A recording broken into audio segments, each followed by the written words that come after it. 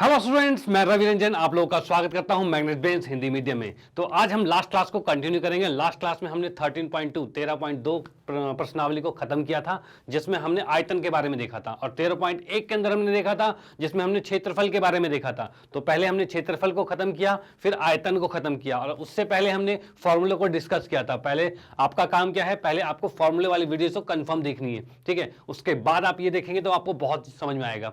तो हमने क्या क्या कर लिया, क्षेत्रफल कंप्लीट हमारा और आयतन कंप्लीट। आज क्या करेंगे, आज हम करने वाले हैं एक ठोस का आकार दूसरे आकार में रूपांतरण। मतलब एक ठोस पहले किसी और शेप में होगा, उसको कन्वर्ट कर देंगे किसी और शेप में, ठीक है। तो वो किस तरीके से बदलेगा उसको हम देखेंगे यहाँ पे। जैसे कि हमें ये उदाहरण 8 है, तो उदाहरण में हम देखते हैं कि कहना क्या चाहता है। तो यहाँ हम देख सकते हैं एक मॉडल है, मॉडल बनाने वाली मिट्टी, एक मिट्टी है, मिट्टी से मॉडल बना रहे हैं। ऊंचाई 24 सेंटीमीटर और आधार की त्रिज्या 6 सेंटीमीटर है, ठीक है भाई। वाला एक शंकु बनाया गया, यानी इसने कहा है एक शंकु बना दिया यहाँ पे। चलो भाई, एक शंकु बनाया है जिसके अंदर इसकी त्रिज्या दे रखी है, त्रिज्या है 6 सेंटीमीटर और ऊंचाई है 24 सेंटीमीटर। भाई ऊंचाई 24 है और त्रिज्या है 6। चलो भाई, अच्छी बात है। उसके बाद इसने कहा है एक बच्चे ने इसे गोले के आकार में बदल दिया है। मतलब मिट्टी का पहले ये बनाया था, अब एक बच्चा आया, उसने पकड़ के उसको गोल कर दिया। भाई मिट्टी है, गोल तो हो ही जाएगी। तो इसको अगर मिट्टी का है और इसको गोल कर दिया गया, इस तरह से गोला बना दिया गया, तो भाई इसकी भी कोई त्रिज्या आई होगी, इसकी भी त्रिज्या आई होगी। अब इसने क्या कहा है, गोले की त्रिज्या ज्ञात कीजिए। अब बोला है ये जो गोल बना है, इसको जो मिला के गोल कर दिया गया है, नॉर्मली इसको दबा के गोल कर दिया गया है, तो इसकी त्रिज्या बतानी है। देखो हमें एक चीज कंफर्म है, मिट्टी पहले जितना था उतना ही अब मिट्टी है। मिट्टी तो नहीं बदला, जितना मिट्टी था उसी मिट्टी को ऐसे करके कर दिया। यानी पहले जितना इसका आयतन था उतना ही आयतन दूसरे में, ठीक है। पहले जितना आयतन था उसको दूसरे में बदल दिया, बस उसका आकार बदला है तो उतनी ही मिट्टी। तो हम क्या करेंगे भाई, दोनों के आयतन को सामने सामने बराबर बराबर में लिख लेंगे। जब दोनों के आयतन को बराबर में लिख लोगे तो इसका आर आ जाएगा। देखते हैं कैसे होगा। तो इसमें देखते हैं, हमें पता है शंकु का आयतन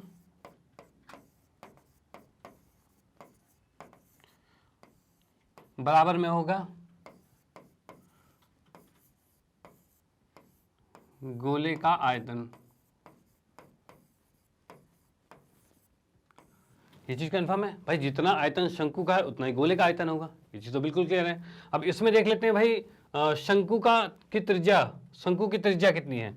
तो भाई पहले मैंने ये लिख दिया कि हमें फाइनली यही करना है, और साथ में साइड में हम लिख लेते हैं कि भाई कौन कौन सी चीज दे रखी है। तो दे हमें क्या क्या रखी है, तो देने की बात करें तो शंकु की त्रिज्या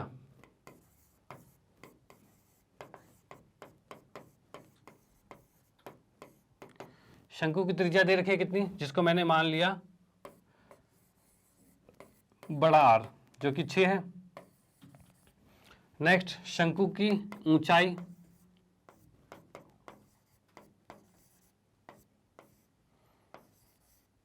जो कि h है, शंकु की ऊंचाई जो कि h है, और वो कितना दे रखा है 24। चलो भाई ठीक है, ठीक है। शंकु की ऊंचाई कितनी होगी, h 24 हो गई है। चलो भाई, और उसकी त्रिज्या अब देख लेते हैं भाई, हमने गोले की त्रिज्या को क्या माना हुआ है, तो गोले की त्रिज्या को माना हुआ है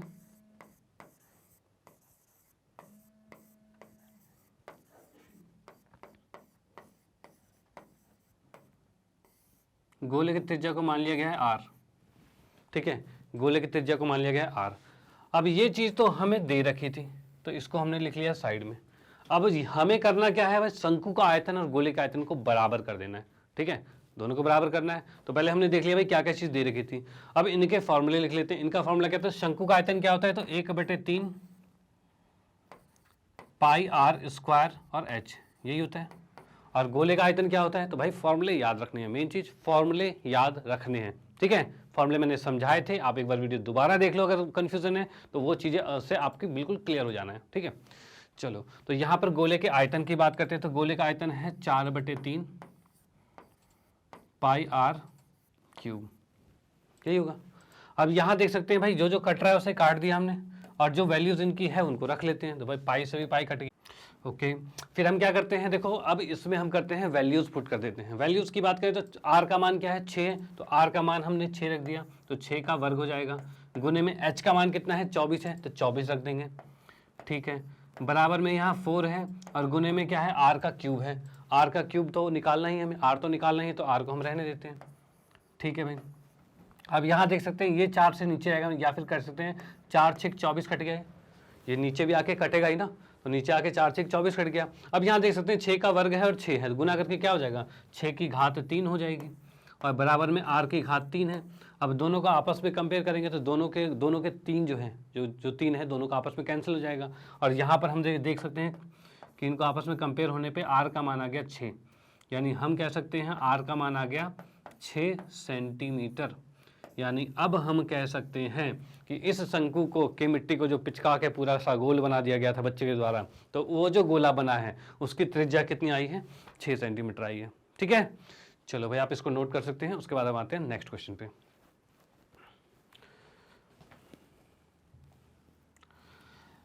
अगले क्वेश्चन में क्या देखा है, सेल्वी के घर की छत पर बेलन के आकार की एक टंकी है। भाई छत पे एक टंकी है, टंकी हमने बना ली बेलन के आकार की, तो बेलन के आकार की ये टंकी हो गई है। भाई उसमें इस जो हमारी जो प्रश्नावली है इसके अंदर हमें यही करना है भाई, एक आकार को दूसरे आकार में रूपांतरित करना है। ठीक है ना, यहाँ पर भी देख लेना, एक आकार को दूसरे आकार में रूपांतरित कर रहे हैं। जैसे कि पिछले क्वेश्चन में था शंकु को हमने गोले में रूपांतरण कर दिया। ठीक है, वैसे ही यहाँ पर आप देखते हैं बेलन को क्या रूपांतरण करवाएंगे। तो यहाँ देखा सेल्वी के घर की छत पर बेलन के आकार की एक टंकी है। इस टंकी में एक भूमिगत टंकी से भरे पानी के पंपों द्वारा पहुंचाकर टंकी को भरा जाता है। मतलब नीचे से एक पाइप लेके गए और पाइप से इन्होंने भर दिया। चलो भाई, यह भूमिगत टंकी एक घनाभ के आकार की है। मतलब ये क्या है, इस टंकी को भरना है और नीचे एक दूसरी टंकी है घनाभ के आकार की, ऐसी टंकी है। चलो भाई हमने ये भी बना दिया, एक घनाभ के आकार के नीचे टंकी है और यहाँ से इन्होंने पाइप लेके गए हैं और पाइप से इसके अंदर पानी डाल दिया, पानी भर दिया। चलो भाई, यह भूमिगत टंकी एक घनाभ के आकार की है जिसकी विमाएँ जो दे रखी है, इसकी जो साइड दे रखी है वो क्या दे रखी है, 1.7, मतलब हम कह सकते हैं लंबाई इसकी है 1.57 मीटर। ठीक है, और इसकी चौड़ाई जो है वो कितनी है, 1.44 मीटर, और इसकी जो ऊंचाई है वो कितनी है, 95 सेंटीमीटर। अब ये देखो सेंटीमीटर में है। ठीक है, चलो भाई ये है। छत की टंकी की त्रिज्या जो है वह 60 सेंटीमीटर है। तो यहाँ हम कह सकते हैं छत की जो टंकी है उसकी त्रिज्या जो है वो 60 सेंटीमीटर है। ठीक है, इसकी त्रिज्या जो है वो 60 सेंटीमीटर है, बहुत बढ़िया। और उसकी ऊंचाई जो है 95 सेंटीमीटर है। मतलब इसकी ऊंचाई, ये जो आप कह सकते हो इसकी ऊंचाई कितनी है, 95 सेंटीमीटर। ठीक है भाई, अब इसके बाद क्या चीज़ है, ये हो गया है, हाँ, यदि भूमिगत टंकी पानी से पूरी भरी हुई है, मतलब नीचे वाला क्या टंकी क्या है, पूरा पानी से भर रखा है। ठीक है, तो उसे छत की टंकी को पूरा भरने के बाद भूमिगत टंकी में पानी कितनी ऊंचाई तक रह जाएगा। अब इसमें बात ऐसी है, शुरू में टंकी पूरी भरी हुई है, अब इसका पानी इसके अंदर डाल दोगे तो इसका लेवल थोड़ा सा कम हो जाएगा। अब इसने बोला है कि इसका लेवल कितना बचेगा, इसकी ऊंचाई कितनी बचेगी। ठीक है, तो ये चीज़ हम देखते रहेंगे इसके अंदर। चलो भाई, तो हम आते हैं इसके अंदर। तो देखो बात ऐसी है, इसकी ऊंचाई की बात करें, ठीक है, इसी का पानी उसके अंदर जा रहा है, यानी कि दोनों का आयतन सेम होना चाहिए, यानी जितना इसमें घटेगा वो उसी का आयतन होगा, उतना ही घटेगा इसके अंदर। ठीक है, तो ये चीज़ें हो जाएगी। तो यहाँ पर हम देख सकते हैं भाई, पहले तो हम क्या करेंगे, पहले हम करेंगे इसके अंदर जो भी चीज़ें दे रखी है उसको लिख लेते हैं, पहले क्या क्या चीज़ दे रखा है। तो पहले हम बात करते हैं बेलन का।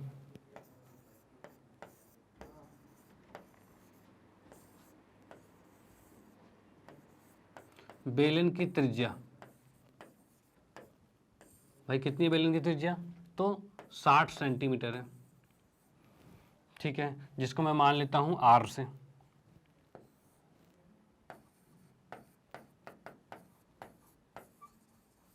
चलो जी, बहुत बढ़िया। अब करेंगे बेलन की ऊंचाई।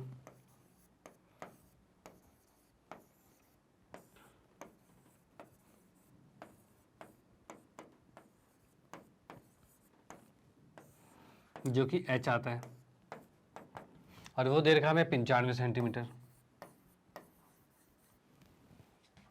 उसके बाद आएगा घनाभ की लंबाई, जिसको L ले लिया हमने, और वो दे रखा है कितना, लंबाई देखो 1.57 मीटर है। मीटर को सेंटीमीटर करेंगे तो हमें 100 से गुना करना पड़ेगा, यानी हम इसको डायरेक्टली लिख सकते हैं 157 सेंटीमीटर, ये लिख सकते हैं। ठीक है, उसके बाद इसमें बात करते हैं भाई इसकी चौड़ाई। तो भाई घनाभ की चौड़ाई जो है इसको b मानेंगे, और ये हमें दे रखा है कितना 1.44 मीटर, तो इसको भी हम सेंटीमीटर में करेंगे तो 100 से गुना होगा तो 144 सेंटीमीटर हो जाएगा, तो हमने भी कर दिया।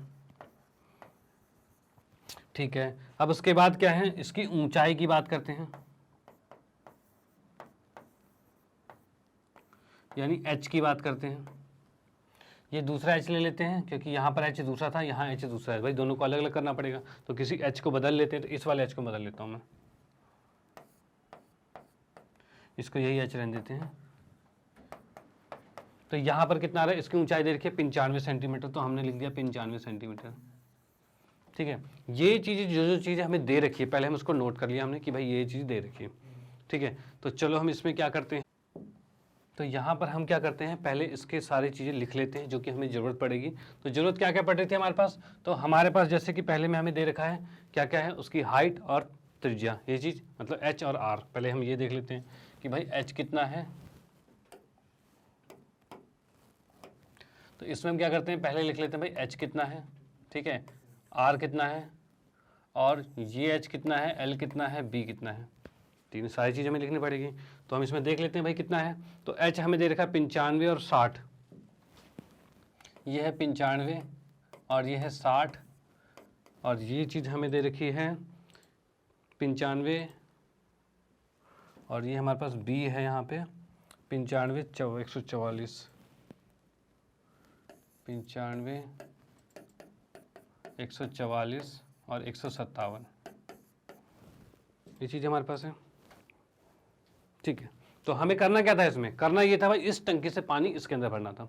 टंकी से जब पानी इसके अंदर भरोगे तो इसका लेवल हो जाएगा कम, और इसने पूछा हुआ क्या है कि भाई कहाँ गया, यदि भूमिगत टंकी से पूरा भूमिगत टंकी पानी से पूरा भरा हुई थी तो उससे छत की टंकी पूरा भरने के बाद भूमिगत टंकी में पानी कितनी ऊंचाई तक बच जाएगा। भाई इससे पानी जब इसमें जाएगा तो इसमें कितनी ऊंचाई तक बचा रह जाएगा, यानी इसकी हाइट कितनी कम हो जाएगी, ये चीज़ देखेंगे हम। चलो भाई, उसके बाद क्या है, छत की टंकी की धारिता व भूमिगत टंकी की धारिता से की तुलना कीजिए। मतलब भाई इसकी धारिता निकालनी है, उसकी धारिता निकालनी है, अब बताने में दोनों में से धारिता में कि कौन कितना ज़्यादा है। ठीक है, तो पहले क्या करते हैं, हम दोनों को कंपेयर कर लेते हैं, तभी हम माइनस करेंगे। क्योंकि करना क्या है, हम क्या करेंगे, इसके आयतन में से इसके आयतन को घटाएंगे, तभी हमें एक नया घनाभ मिलेगा। मान लो घनाभ नए वाले की बात करता हूँ, वो यहाँ तक आ जाता है, पानी का लेवल यहाँ तक आ जाता है मान लो। तो भाई इसकी ऊंचाई h हमें निकालना पड़ेगा, ये h तो नहीं पता ना हमें, ये h तो नहीं पता हमें, ये निकालना पड़ेगा। ठीक है, ये निकाल लेते हैं, या फिर हम क्या करते हैं, यहाँ से ये वाला h निकाल लेते हैं, ये h निकाल लेते हैं कि भाई ऊपर की ये ऊंचाई पता चल जाए, तो हम 95 में से उस h को घटा देंगे, तभी इसके पानी का लेवल हमें पता चल जाएगा। ठीक है, तो यानी हम क्या करेंगे, इसके आयतन को इसके आयतन से कंपेयर करेंगे, आमने सामने लिखेंगे, लेकिन ऊंचाई को लिखेंगे h, क्योंकि हमें h निकालना है। अगर h निकल जाएगा तो हमें पता चल जाएगा भाई इसका आयतन कितना बचा है, कितनी ऊंचाई तक बची है। ठीक है, तो हम क्या करने वाले हैं,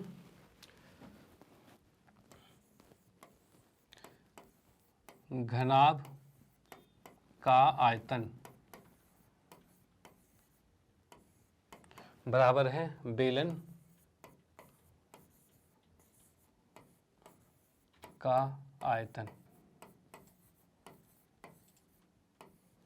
ठीक है, चलो भाई, अब इसमें हम क्या कर लेते हैं भाई, घनाभ का आयतन होगा L गुने में B गुने में H, यही होगा। ठीक है, इसके बराबर में इसको मान लेते हैं क्या चीज़, ये होगा पाई R स्क्वायर और H। भाई हमने ये वाला h माना है ना इसको। ठीक है, तो एक और h की बात करें तो यहाँ हमने एक और h ले लिया है, तो इसके h को भी चेंज करना पड़ेगा। तो हम इस h को क्या करते हैं,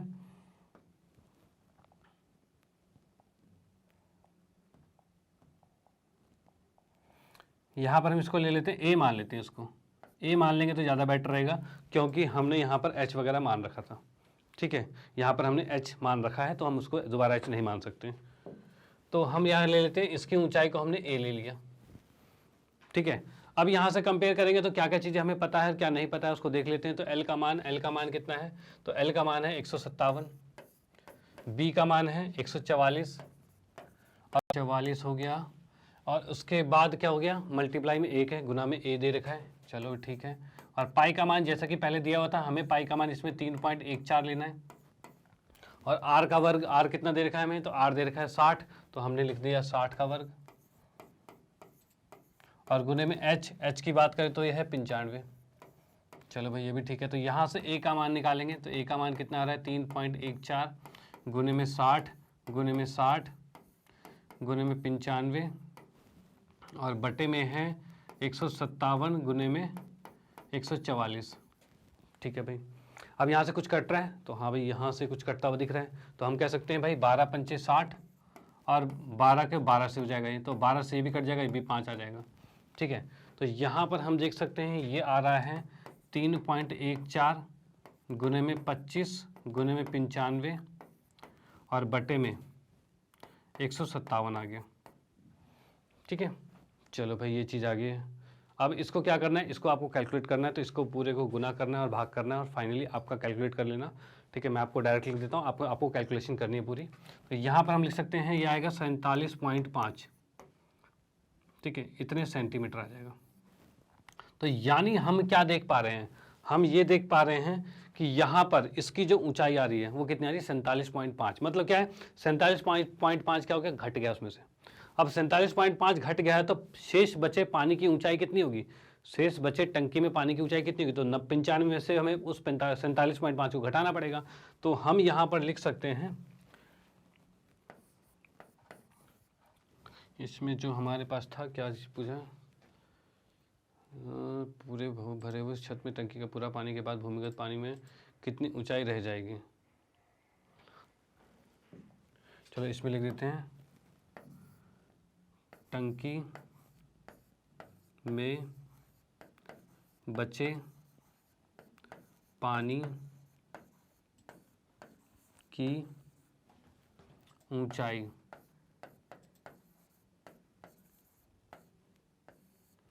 हियर है, टंकी में बचे पानी की ऊंचाई। भाई कितना पानी बचा था, तो हमें मालूम है पहले उसमें पानी था 95 और अब कितना बचा, कितना घट गया है, तो 47.5 घट चुका है। तो हमने लिख दिया भाई 47.5 घट चुका है। अब इतना घट गया, इसका मतलब अब बचा कितना है, तो ये सेंटीमीटर में ही है, तो सेंटीमीटर में है तो इसमें बचा कितना है, तो बचा है हमारे पास 47.5 ही बचा है,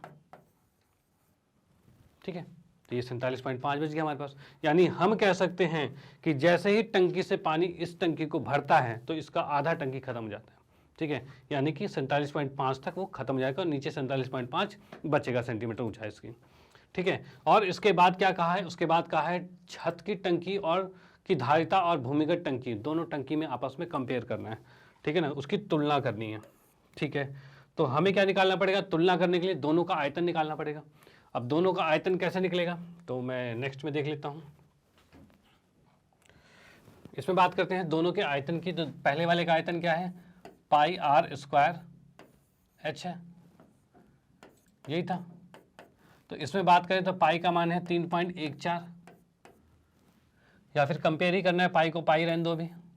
आर कितना दे रखा था, तो आर हमें दे रखा था 60, तो 60 का वर्ग कर देंगे, 60 गुने में 60 गुने में 95, ठीक है। तो यहाँ पर हम देख सकते हैं पाई तो है, ये कितना आ जाएगा 3600 गुने में 95 आ जाएगा, ठीक है। और अब आते हैं हम आयतन के बारे में, घनाभ का आयतन।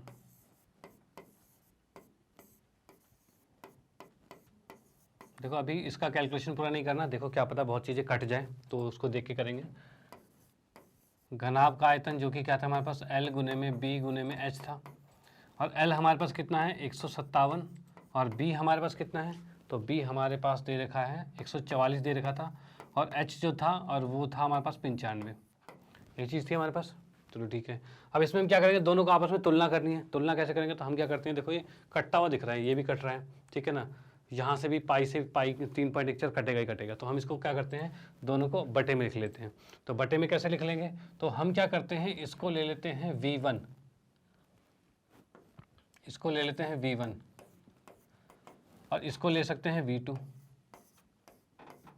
दोनों के आयतन को ले लिया भाई, पहला वाला आयतन है दूसरा वाला आयतन है, और दोनों को कंपेयर करेंगे, तुलना करेंगे, तो क्या करेंगे V1 बटे में V2 कर देते हैं।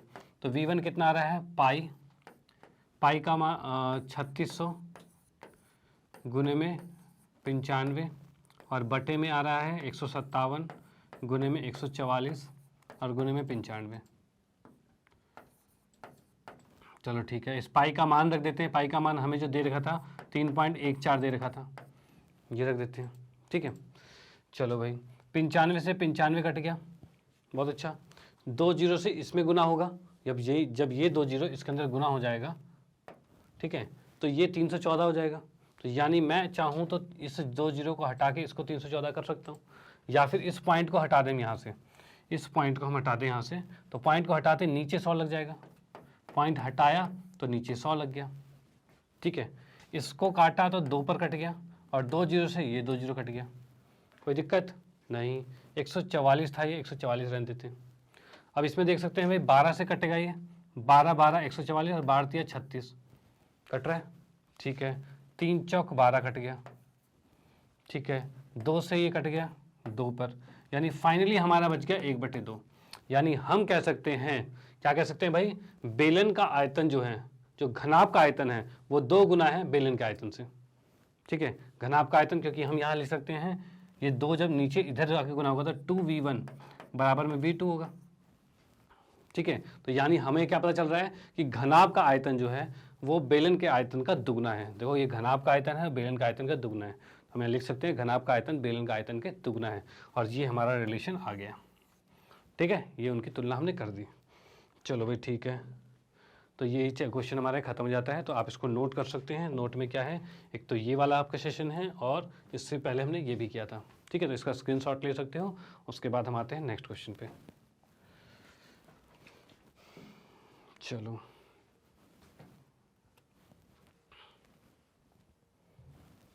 उदाहरण नंबर 10 में क्या कहना चाहते हैं, तो 10 में कहना चाहता है कि व्यास 1 सेंटीमीटर वाली और 8 सेंटीमीटर वाली लंबी तांबे की एक छड़ है कि एक समान मोटाई वाले 18 सेंटीमीटर लंबे एक तार के रूप में खींची जाती है। तार की मोटाई याद कीजिए। अब इसने क्या कहा है भाई, एक बेलन तो तुम्हारे पास है, मतलब रड दे रखा है, रड कुछ ऐसा दे रखा है। ठीक है, और इसमें दे रखा है इसका व्यास जो है वो 1 का है, ये जो व्यास जो है वो 1 का है। चलो भाई ठीक है, ये 1 का दे रखा है। उसके बाद दे रखा है भाई 8 सेंटीमीटर लंबा क्या है, तांबे की छड़ है, मतलब ये क्या है 8 सेंटीमीटर लंबा है। ठीक है, अब इसको 18 सेंटीमीटर लंबी तार बना दी, इसको खींच के चाहे पीट के जैसे भी लंबी तार बना दी है। तो लंबी तार मतलब ये कुछ इस तरह से तार बना दिया ऐसे। ठीक है, ये थोड़ी सी पतली हो जाएगी, भाई खींचोगे तो पतली हो जाएगी। ठीक है, अब इसमें क्या रखा है भाई, कितना 18 मीटर, 18 मीटर लंबी तार खींची गई है भाई, बहुत लंबी खींची गई। ठीक है, 18 मीटर, यानी कि उसको सेंटीमीटर में किया जाए तो 1800 सेंटीमीटर हो गया।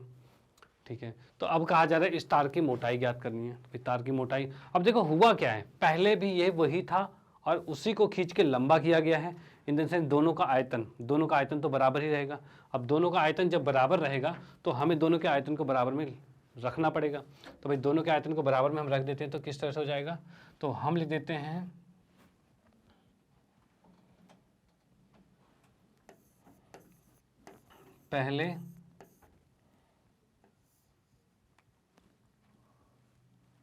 पहले की छोड़ो, इसमें छड़ लिखा हुआ है तो छड़ हम लिख सकते हैं।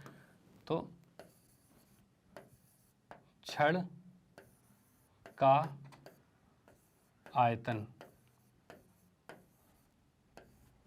ठीक है, बराबर क्या होगा, बराबर होगा तार का आयतन। ये दोनों चीजें बराबर होने वाली है, छड़ का आयतन और तार का आयतन, ये बराबर होने वाला है। ठीक है, तो इसके अंदर क्या चीज है, छड़ का आयतन और तार का आयतन को बराबर, तो पहले हम क्या करते हैं, दोनों के R और H को लिख लेते हैं। ठीक है, तो हमने पहले क्या किया, छड़ की ऊंचाई, छड़ की ऊंचाई, तो इसको मैंने मान लिया, छड़ की ऊंचाई को मान लिया है H,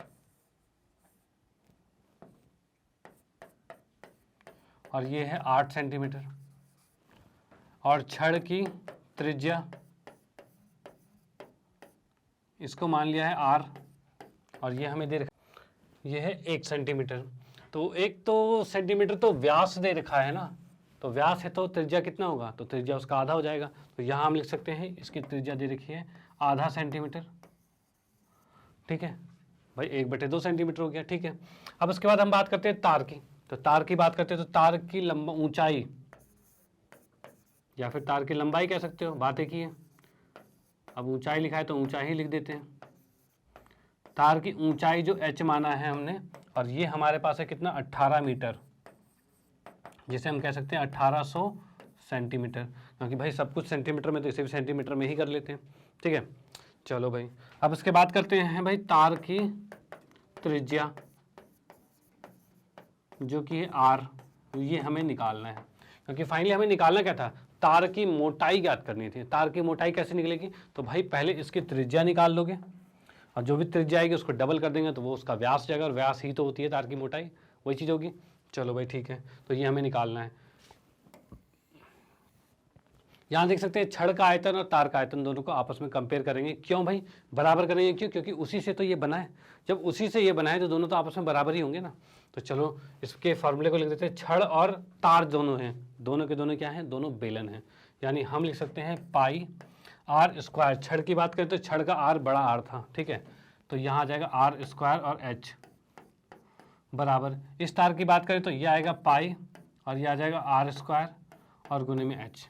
भाई इसके आर और एच को हमने छोटा माना है, आर और एच को छोटा मान लिया। चलो भाई पाई से पाई कैंसिल हो गया। आर की बात करते हैं तो आर कितना दे रखा है, तो भाई इसके अंदर आर दे रखा था, बड़ा वाला आर था 1/2, तो भाई इसको लिखा हमने 1/2 का स्क्वायर, गुने में एच कितना था 8 था, बराबर में यहाँ आर स्क्वायर था और एच कितना था 1800 था, ये चीज़ थी। अब इसको उठा के नीचे ले आते हैं, नीचे कैसे लाएंगे, तो आर स्क्वायर बराबर कितना हो जाएगा, तो ये तो 8 है और नीचे 2 दूनी 4 हो जाएगा और ये 1800 भी नीचे आ जाएगा, ये भी आगे नीचे, ठीक है। अब इसको मैंने काटा, 4 दूनी 8 काट दिया और 2 से इसको काटा तो ये 900 हो गया। और यहाँ पर लिख सकते हैं 1/, 900 किसका स्क्वायर होता है, तो 900 होता है 30 का, तो हम कह सकते हैं भाई ये 30 का वर्ग है, बराबर में हो जाएगा आर स्क्वायर।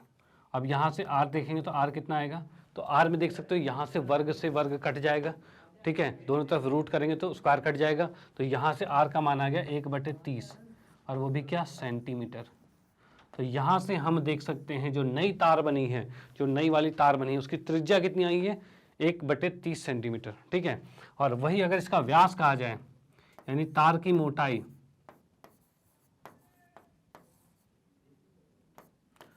मोटाई है कितनी होगी, तो भाई इसको डबल करना पड़ेगा, मतलब 2 से गुना करना पड़ेगा तभी तो व्यास आएगा। अब इसको हम कह सकते हैं भाई 2 से ही कटा 15 आ जाएगा, यानी 1/15 आ गया, ये सेंटीमीटर आ गया, ठीक है। चलो भाई ये आपका आंसर आ गया, इसको नोट कर सकते हैं आप। आते हैं फिर इसके नेक्स्ट क्वेश्चन पे।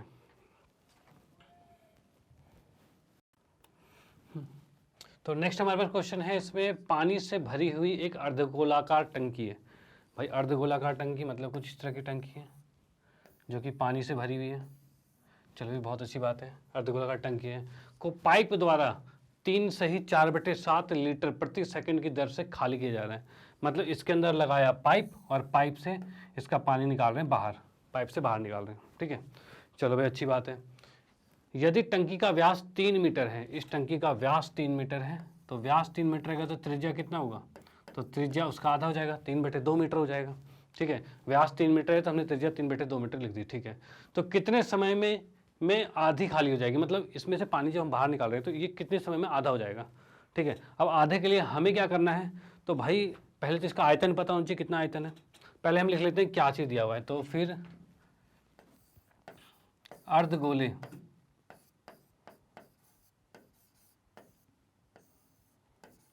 की त्रिज्या, अर्धगोले की त्रिज्या की बात करें तो ये दे रखा है 3/2 मीटर। चलो अच्छी बात है। इसके बाद आयतन निकालेंगे,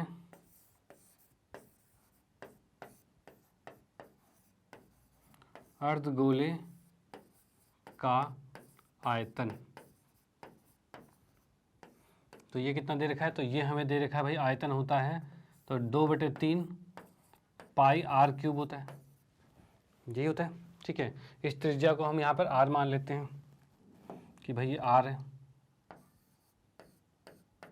ठीक है, चलो भाई ये हमारा आ गया। अब हमें क्या करना है, इसका आयतन निकाल लेते हैं।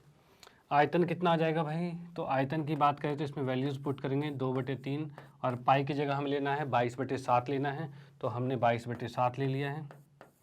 गुने में r का क्यूब मतलब 3/2 गुने में 3/2 गुने में 3/2, ये चीज़ है।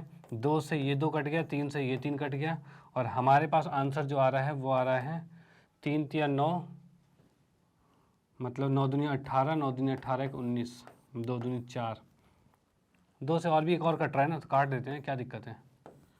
तो कितना आ रहा है 3 तिया 9, 9 को 11 से गुना करेंगे तो 99 आ जाएगा और 99/2 मीटर क्यूब आ रहा है। ठीक है, 99/2 मीटर क्यूब आ रहा है। ओके, चलो भाई बहुत अच्छी बात है भाई, इसका आयतन हमें निकल गया। लेकिन हमें दे रखा है कि पाइप से लीटर में पानी निकल रहा है, पाइप से लीटर में पानी निकल रहा है, तो लीटर का क्या कंपैरिजन मीटर से। तो ये भी मैंने स्टार्टिंग में ही, स्टार्टिंग वाले वीडियोस में फॉर्मूले वाले में बताया था भाई मीटर और लीटर में क्या कनेक्शन है। तो भाई मैं बता दूं दोबारा से कि 1 मीटर क्यूब में होता है 1000 लीटर होता है।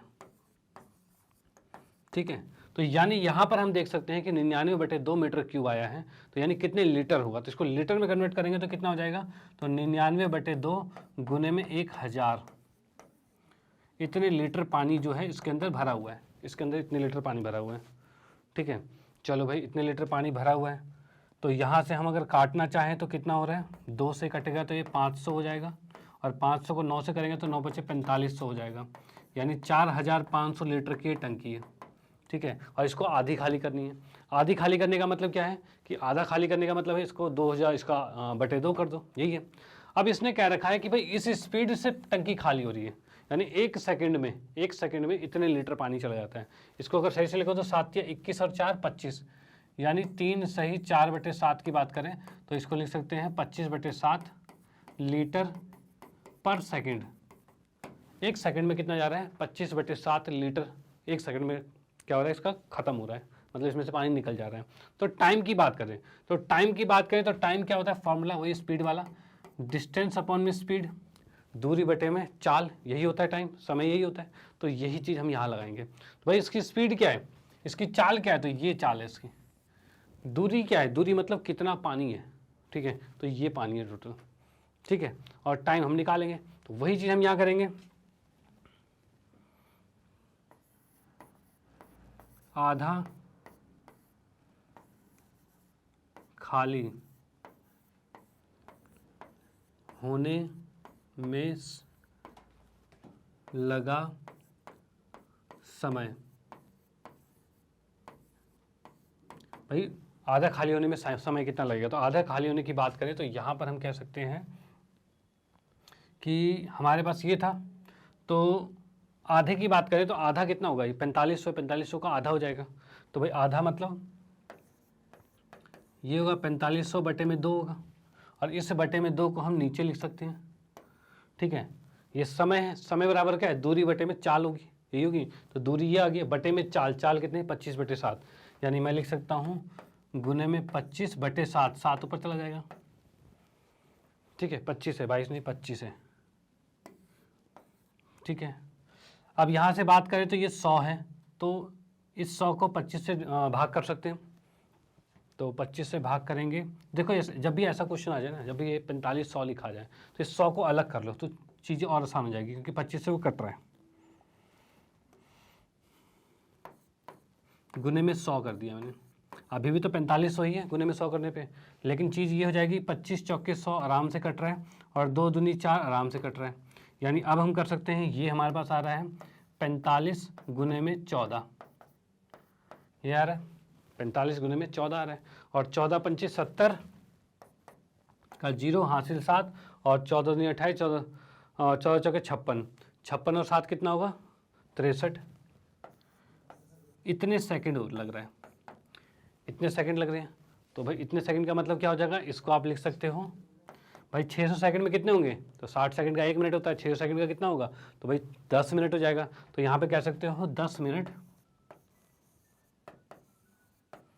और 30 सेकेंड, ये आंसर आ रहा है इसका। ठीक है, 10 मिनट और 30 सेकेंड आंसर आ रहा है। तो आप इसको नोट कर सकते हैं भाई, इसमें टाइम कितना लग रहा है। तो हमने किया क्या, पहले तो इसका आयतन निकाला, इसको आधा खाली करना है, तो इसके आधा देख ले टंकी कितनी है, तो 45 लीटर इसका तो आयतन आया। ठीक है, क्योंकि पहले मीटर में आया था, उसको लीटर में किया, उसको आधा किया हमने तो बटे 2 लगा दिया भाई, आधी टंकी खाली करनी है। और फॉर्मूला हमारा यही है समय का। समय कैसे निकलेगा, दूरी बटे में 4, तो दूरी बटे में 4 लगाई और आंसर आ गया। ठीक है, चलो भाई आप इसको नोट कर सकते हो। उसके बाद यहाँ पर हमारे उदाहरण कंप्लीट होते हैं और इसके बाद आते हैं हम प्रश्नावली के ऊपर। इसके पूरे प्रश्नावली के क्वेश्चन, हर एक क्वेश्चन को हम कंप्लीट करेंगे, तो बस साथ में बने रहिएगा। ठीक है, चलो हम इसको करते हैं इरेज। अब प्रश्नावली की बात करें तो इसमें दे रखा है जब तक अन्यथा ना कहा जाए, मतलब क्वेश्चन में क्या रखा है कि जब तक पाई की अलग वैल्यू ना दी जाए तब तक 22/7 ही लेनी है। चलो भाई ठीक है, इसने क्या क्या रखा है, त्रिज्या दे रखी है 4.2 वाले एक धातु के गोले हैं कि एक गोले को पिघलाकर इतने त्रिज्या वाले एक बेलन के रूप में ढाल दिया गया। मतलब इसने कहा है पहले एक गोल था, ठीक है, जिसकी त्रिज्या दे रखी थी 4.2, इसको बना दिया पिघलाकर बेलन में कन्वर्ट कर दिया गया। ठीक है, और बेलन की त्रिज्या दे रखी है कितनी, 6 सेंटीमीटर दे रखी है, ये 6 दे रखी है। ठीक है, और ये 4.2 पहले था। तो भाई इसको पिघला के जब ये बना दिया गया है तो बेलन की ऊंचाई तब बताना भाई इसकी ऊंचाई क्या होगी। तो भाई जाहिर सी बात है, जब इसको पिघला के ये बनाएगा दोनों का आयतन सेम होगा, आयतन सेम होगा तो इसका एच कितना रखा है तो वो हमें निकालना है, इसका एच हमें निकालना है। तो हम यहाँ कह सकते हैं भाई बेलन का आयतन बटे में गोले का आयतन, सॉरी बराबर में गोले का आयतन।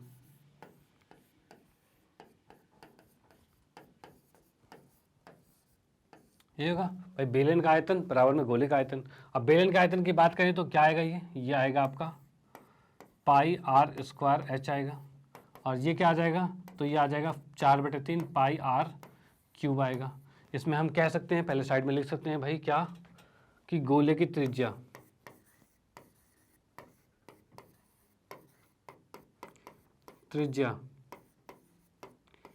इसको मान लिया है आर,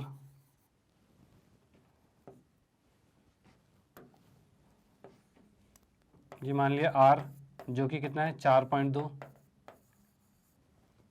ठीक है, इसको हम क्या करते हैं अलग से लिख लेते हैं यहाँ पे। और उसके बाद क्या है, गोले की त्रिज्या हो गई। अब कहते हैं बेलन की त्रिज्या, तो बेलन का कितना है,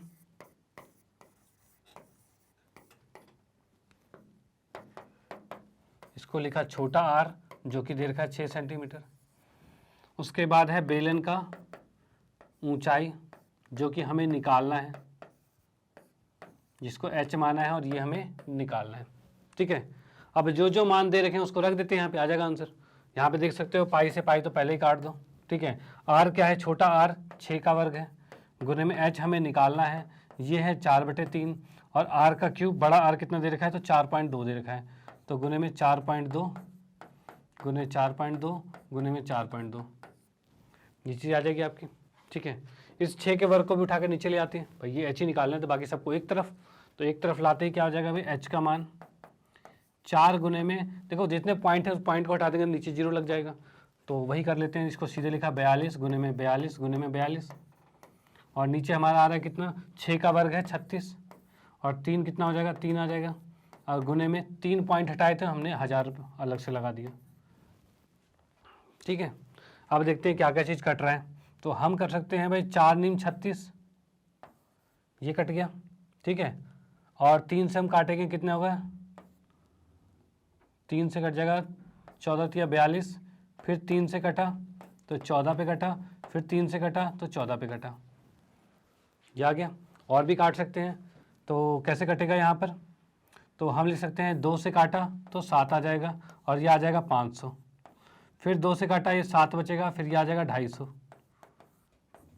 फिर 2 से काटा 7 बचेगा, और ये बच जाएगा कितना 125।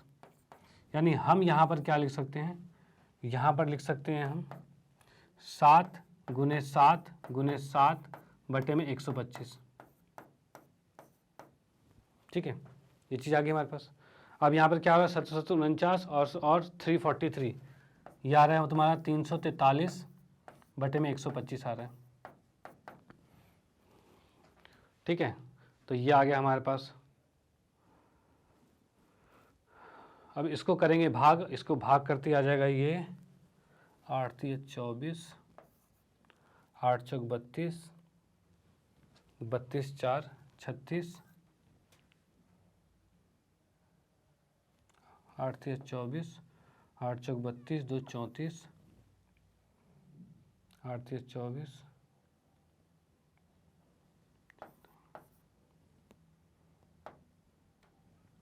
इतने सेंटीमीटर आ गए। या आप इसको भाग कर लेना, इसको भाग करोगे इतना आ जाएगा ये। ठीक है, कितना आ रहा है 2.744 सेंटीमीटर, ये इसकी ऊंचाई आ गई। ठीक है, तो आप इसको नोट कर सकते हैं। और उसके बाद हम आते हैं नेक्स्ट क्वेश्चन पे। चलो इसको इरेज करते हैं और आते हैं अगले वाले क्वेश्चन पे। तो इसमें दे रखा है क्रमशः 6 सेंटीमीटर, 8 सेंटीमीटर, 10 सेंटीमीटर वाले त्रिज्या वाले धातु के 3 ठोस गोले हैं। मतलब 3 गोले दे रखे हैं, एक का त्रिज्या ये है, एक का ये है और एक का ये है। ठीक है, पिघलाकर एक बड़े गोले में बनाया गया। यानी हमें क्या रखा है भाई, एक छोटा गोला था, एक थोड़ा बड़ा था और एक थोड़ा बड़ा था। ठीक है, इन तीनों गोलों को मिला के, ये थोड़ा तीसरा लग नहीं रहा मान लो। ठीक है, तीसरा गोला भी है। तीनों गोले को मिला के, इसमें त्रिज्या सबकी दे रखी है, एक की 6 है, एक की 10 है, एक की 8 है और एक की 10 है। ठीक है, ये चीज़ हो गया। अब तीनों को पिघलाकर एक बड़ा गोला बनाया गया है। ठीक है, एक बड़ा गोला बनाया गया है जिसकी त्रिज्या हमें निकालनी है। ठीक है, और हमें मालूम है भाई जब तीनों को पिघलाया तो तीनों का आयतन बराबर होगा। ठीक है, तो यहाँ पे हम कह सकते हैं बड़े गोले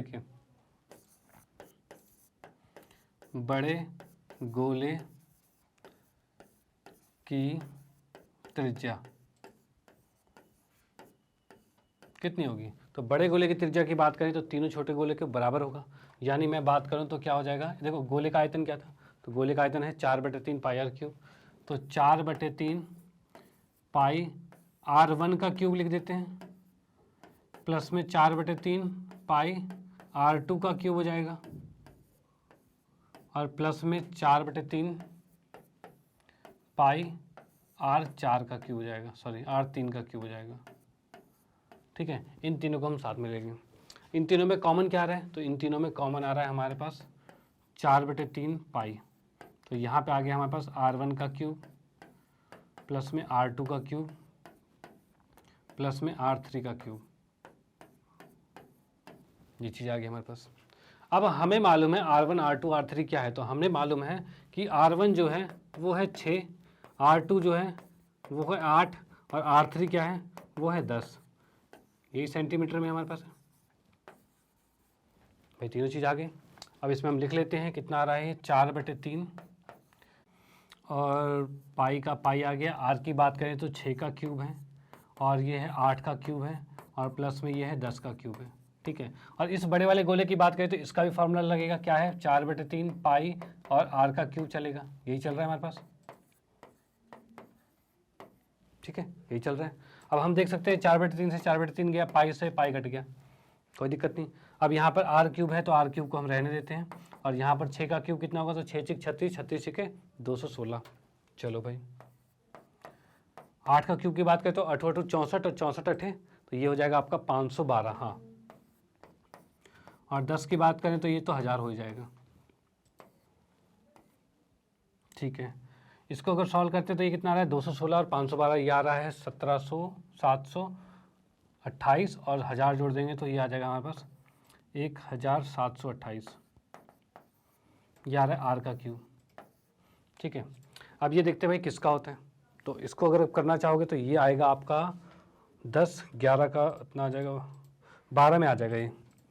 ठीक है, तो 12 का क्यूब यानी ये आर का मान आ गया 12 सेंटीमीटर। यानी यहाँ से हम कह सकते हैं कि नया वाला जो गोला आया है उसका क्यूब क्या आएगा, उसका क्यूब कितना आएगा, मतलब सॉरी उसका त्रिज्या कितना आएगा, नए वाले गोले की त्रिज्या कितनी आ रखी है, तो 12 सेंटीमीटर। ठीक है, तो आप इसको नोट कर सकते हैं। उसके बाद आते हैं हम नेक्स्ट क्वेश्चन पे।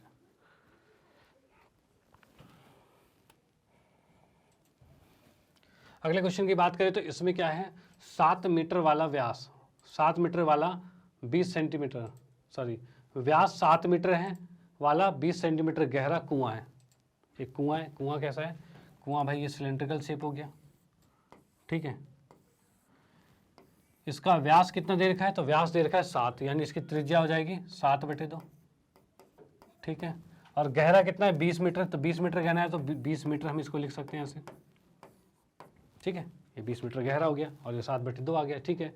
और खोदने से निकाली हुई मिट्टी के समान रूप को फैलाया गया इतने बड़े इतने में, मतलब इसने क्या किया गया है, इस तरह से सर प्लेटफॉर्म बना लिया है, ठीक है, जो कि दे रखा है 22 और चौड़ाई दे रखी है 14। चलो भाई ये भी 14 लिख देते हैं, ठीक है। चलो भाई कोई दिक्कत नहीं है। अब इसके बाद क्या करा है, देखो इसकी मिट्टी निकाली गई है और इसके ऊपर डाल दी गई है, ठीक है। इसकी मिट्टी निकाली और इसके ऊपर डाल दी है। इसके ऊपर डालेगा तो क्या बन जाएगा, ये एक बन जाएगा घनाभ बन जाएगा। और घनाभ बनेगा तो घनाभ कैसा होगा, तो घनाभ में ऊंचाई कुछ इस तरह की क्या आ जाएगी, ये कुछ आ जाएगा ऐसे कुछ ऊंचाई आ जाएगी इसकी, भाई ऐसा घनाभ बन जाएगा। जैसे मिट्टी डालोगे उस नीचे आयत पे डालोगे तो वो ऐसा घनाभ बन जाएगा। तो इसके अंदर बढ़ा क्या भाई, कुछ एच आ गई इसकी, इसका कुछ एच आ गया। चलो भाई अच्छी बात है। अब हमें मालूम है जब उसकी मिट्टी इसमें डाली गई है यानी दोनों का आयतन बराबर होगा, तो हम यहाँ लिख सकते हैं भाई क्या चीज़, घनाभ का आयतन बराबर में होगा बेलन का आयतन, ये होगा भाई। घनाभ का आयतन किसके बराबर होगा, बेलन के आयतन के बराबर होगा। चलो भाई ठीक है।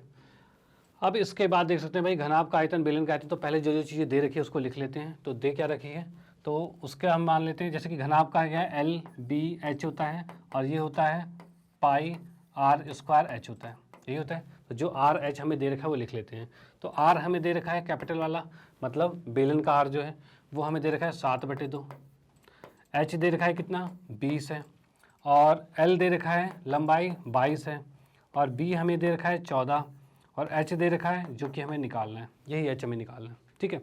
चलो हम वैल्यूज़ को यहाँ पुट कर देते हैं। तो L हमें नहीं पता, L पता है कितना है 22 है, और B हमें पता है 14 है, और H हमें निकालना है, बराबर में पाई होता है 22/7, R का मान दे रखा है 7/2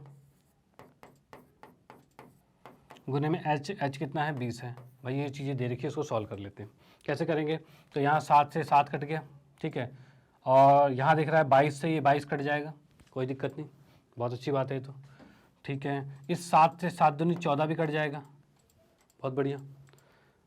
और 2 से कटा 10 और 2 से कटा 5, ये हो गया। देखो याद रखना ऊपर से ऊपर आपस में कटने कब, जब बराबर के एक दूसरे की तरफ रहेंगे। क्यों, क्योंकि 22 यहाँ से उठ के नीचे ही तो आना था, 22 ऊपर गुना में ही नीचे भाग में आएगा, कट जाएगा, इसलिए अभी ऊपर से ऊपर हम काट सकते हैं, कोई दिक्कत नहीं है। अब यहाँ पर H का मान के लिए बचा क्या हमारे पास, तो H के मान के लिए बचा है 5 और नीचे बचा है 2, इसको अगर काटते हैं तो 2.5, और चीज़ें सारी मीटर में थी तो ये भी मीटर में आ जाएगा, ये आंसर आ गया, ठीक है। यानी हम कह सकते हैं ये जो प्लेटफॉर्म बना है, चबूतरा बना है, इस चबूतरे की जो ऊंचाई है वो कितनी आएगी, 2.5 मीटर आएगी, ठीक है। तो चलो आप इसको नोट कर सकते हो। हम आते हैं फिर नेक्स्ट क्वेश्चन, ठीक है। फिर नेक्स्ट क्वेश्चन में देख लेते हैं। तो अगला क्वेश्चन हमें दे रखा है कि व्यास 3 मीटर का एक कुआं है और 14 मीटर गहरा है। मतलब यहाँ पर हम देख सकते हैं एक कुआं है हमारे पास, इसका व्यास कितना दे रखा है, तो व्यास दे रखा है 3, अगर व्यास 3 है तो त्रिज्या कितनी होगी, तो 3/2, ये हो गया। चलो भाई ठीक है। उसके बाद इसमें दे रखा है इसकी जो ऊंचाई है वो कितनी है, 14 मीटर है। तो ऊंचाई 14 मीटर, मतलब 14 मीटर मैंने ली, ये इसकी ऊंचाई हो गई, बहुत बढ़िया। इससे निकाली हुई मिट्टी को कुएं के चारों ओर 4 मीटर चौड़ी एक वृत्ताकार रिंग बनाया गया।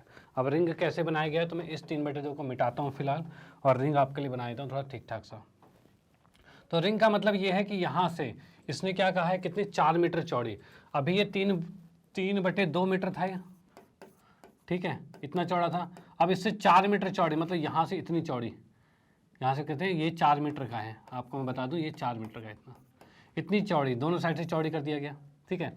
और यहाँ पर एक वृत्ताकार रिंग बनाई गई है। वृत्ताकार रिंग कैसे बनेगी, तो ये कुछ इस तरह से बनेगी,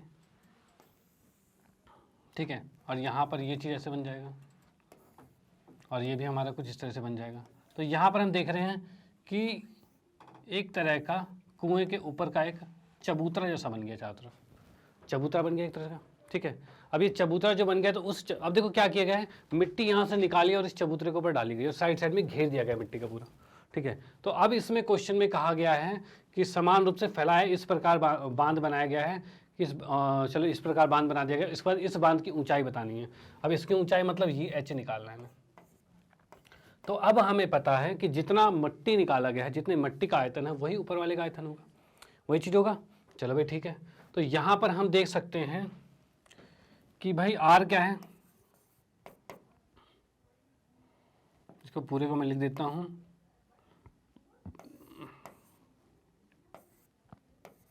कुएं का आयतन, सॉरी त्रिज्या,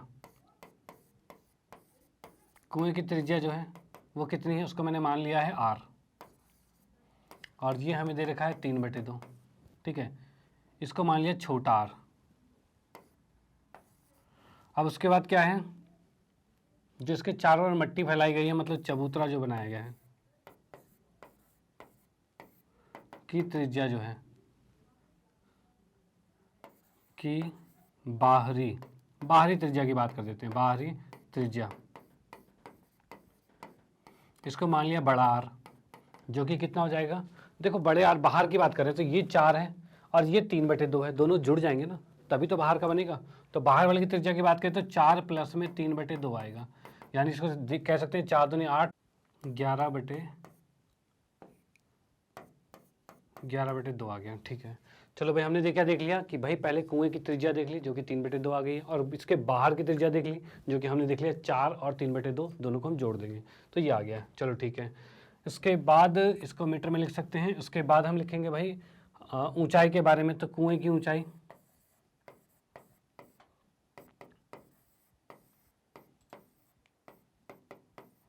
कुएं की ऊंचाई के बारे में बात करें तो ऊंचाई कितनी है, तो इसको मैंने मान लिया कैपिटल एच, और ये हो जाएगी जो हमें दे रखा है कितना, 14 मीटर दे रखा है, बहुत अच्छी बात है। उसके बाद की हम बात करते हैं तो फिर भाई जो चबूतरा है, ठीक है, की ऊंचाई, इसको मान लिया मैंने h, और ये हमें निकालना है, ठीक है। चबूतरे की ऊंचाई क्या है, h है, और इसे हमें निकालना है। तो अब इसमें हम देख लेते हैं भाई कैसे सॉल्व होगा ये। तो कैसे सॉल्व होने में क्या है, अब हमें मालूम है, देखो पता है क्या है, यहाँ से मिट्टी निकाली और इसका हमने बनाया चबूतरा, यानी कि हमें दोनों के आयतन को बराबर बराबर रखना होगा। भाई मिट्टी उसमें से निकाल के ही चबूतरा बनाया ना, दोनों के आयतन को बराबर रखना होगा। ऊपर का आयतन निकलेगा कैसे, तो ऊपर आपको दिख रहा है 2 बेलन दिख रहे होंगे, एक बाहर वाला बेलन है और एक अंदर वाला बेलन है, ठीक है। अब बाहर वाला जो बेलन है उसमें से अंदर वाले को निकाल दोगे तभी तो ये साइड वाला पोर्शन बचेगा, ये वाला, यही पोर्शन बचेगा, तभी बचेगा नहीं साइड वाला पोर्शन। चलो भाई यहाँ पर क्या है भाई, बाहर में से हमने अंदर वाले को निकालना है, निकालना मतलब घटाना है। तो मैं फिलहाल सीधे लिख लेता हूँ चबूतरे का आयतन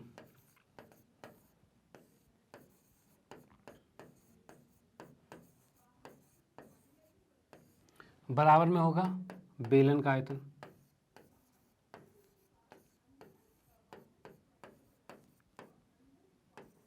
अब वो बेलन लिखो चाहे फिर आप यहाँ पे कुआं लिख लो, कुएं का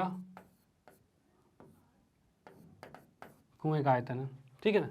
चलो भाई अब चबूतरे का आयतन की बात करें तो मैंने कहा कि बड़े बेलन में से छोटे बेलन को घटाना पड़ेगा, यही करना पड़ेगा।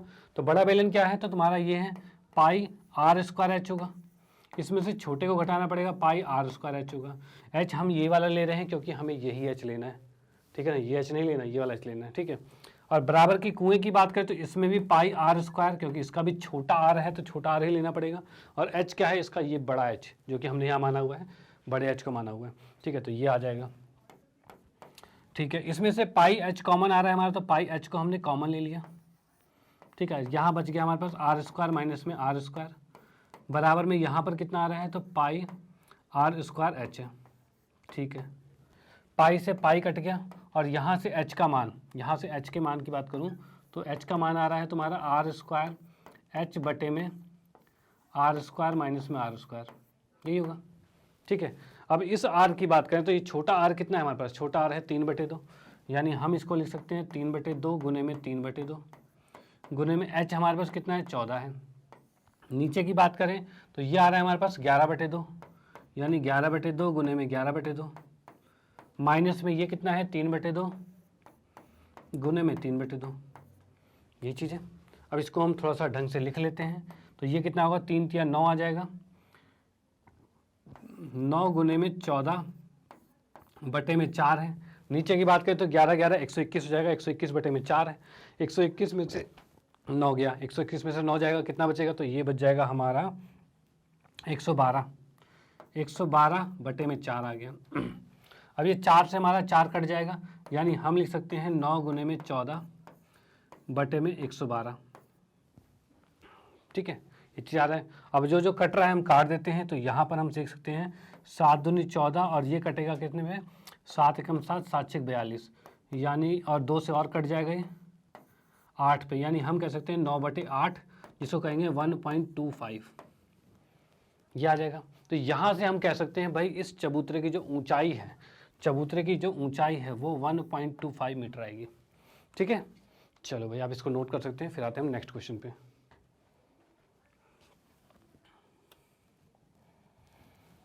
हाँ भाई, तो अगला क्वेश्चन दे रखा है 12 सेंटीमीटर व्यास है और 15 सेंटीमीटर ऊंचा है वाला एक लंबवृत्तीय बेलन है। फिर से एक बेलन आ गया हमारे पास, जो कि हमने यहाँ बेलन लिख लिया, जिसमें हमें दे रखा है 12 सेंटीमीटर व्यास है, यानी कि इसकी त्रिज्या 6 हो गई है, और 15 सेंटीमीटर ऊंचा है, मतलब ये 15 हो गया,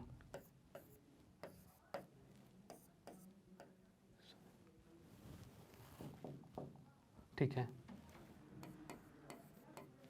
ठीक है जी, बिल्कुल डन। अब उसके बाद हम देखते हैं बर्तन है आइसक्रीम के रूप में भरा हुआ है, इसमें इसके अंदर क्या है, आइसक्रीम भरी हुई है। इस आइसक्रीम की ऊंचाई, ठीक है, इस आइसक्रीम की ऊंचाई 12 सेंटीमीटर है और व्यास 6 सेंटीमीटर वाले एक शंकु में भरा जाता है। चलो भाई इसको क्या कर रहे हैं, एक शंकु में भर रहे हैं आइसक्रीम में। भाई शंकु वाला आइसक्रीम तुमने खाया होगा, वो जो कोन हम खाते हैं, तो वैसा शंकु वाला आइसक्रीम है। इसमें दे रखा है इस आइसक्रीम जिसकी ऊंचाई 12 है, यानी अगर इस शंकु की बात करूं तो इसकी ऊंचाई कितनी है, 12 है और व्यास 6 है, वाले एक शंकु में भरा जाता है, जिनकी ऊपरी सिरा अर्धगोले से अर्धगोलाकार होगा, यानी इसके ऊपर क्या है, अर्धगोलाकार है भाई, ऊपर तक भरा हुआ है, बिल्कुल अर्धगोलाकार भी है, ठीक है। इन शंकुओं की संख्या ज्ञात कीजिए जो इस आइसक्रीम से भरे हुए हैं। मतलब क्या कह रखा है, ये समझ लो आइसक्रीम का डब्बा है, इस डब्बे से हमें इस शंकु के अंदर आइसक्रीम भरते जाना है, भरते जाना है, भरते जाना है। तो मतलब ऐसे ऐसे कितने आइसक्रीम बन सकते हैं इससे, ठीक है। तो इसकी हम विमाई लिख देते हैं, इसकी साइड लिख देते हैं कितनी आएगी। तो इसमें देखा इस आइसक्रीम की ऊंचाई जो है, आइसक्रीम की ऊंचाई पूरी, तो आइसक्रीम की ऊंचाई मतलब इसने ये नहीं कहा शंकु की ऊंचाई, आइसक्रीम की ऊंचाई पूरी ये कितनी है, 12 है, और इसका जो व्यास है वो 6 है। व्यास 6 का मतलब इसकी त्रिज्या 3 हो जाएगी। अब ये त्रिज्या शंकु की त्रिज्या भी 3 है और अर्धगोले की त्रिज्या भी 3 है। अब यहाँ से हम देखें अगर ये 3 है तो ये भी 3 होगा, यानी इसकी हाइट देखी जाए यहाँ पर, तो इस 12 में से अगर 3 को घटा देंगे तभी शंकु की ऊंचाई आएगी, ठीक है। तो यहाँ पर हम कह सकते हैं क्या चीज़, तो 12 में से 3 गया तो कितना बचेगा, 9। तो यहाँ पर हमने ये 9 लिख दिया, ठीक है, ये 9 लिख दिया है।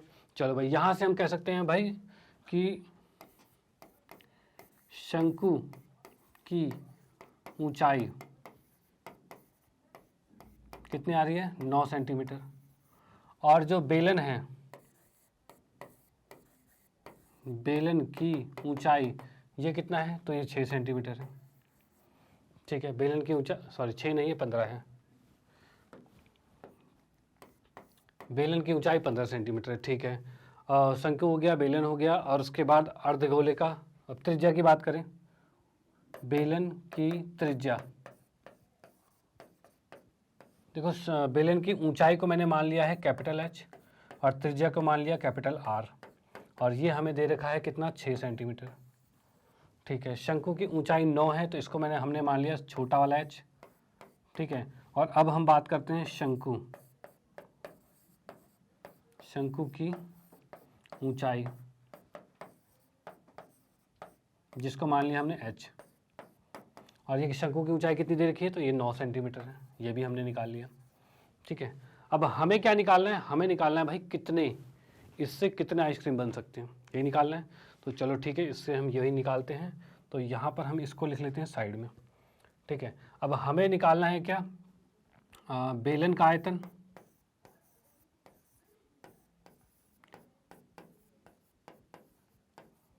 देखो तुम्हें पता है कि बेलन से जब इसको भरा गया है तो दोनों के आयतन बराबर होंगे, तो दोनों के आयतन बराबर होंगे, इसका मतलब हम लिख सकते हैं n गुने में, भाई बहुत सारे बन रहे हैं, कितने बन रहे हैं वो n आ जाएगा, तो n गुने में ये कितना आ जाएगा, शंकु का आयतन।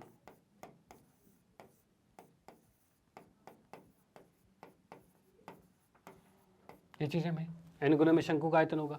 अब बेलन के आयतन की बात करें तो ये हमारा आएगा पाई आर स्क्वायर, उसके आर को हमने क्या माना है, बेलन को आर ये माना है, आर स्क्वायर और एच माना है, और बराबर में n है। और शंकु की ऊंचाई की बात करें, शंकु के आयतन की बात करें, शंकु का आयतन कितना आ रहा है, तो शंकु का आयतन आ रहा है 1/3।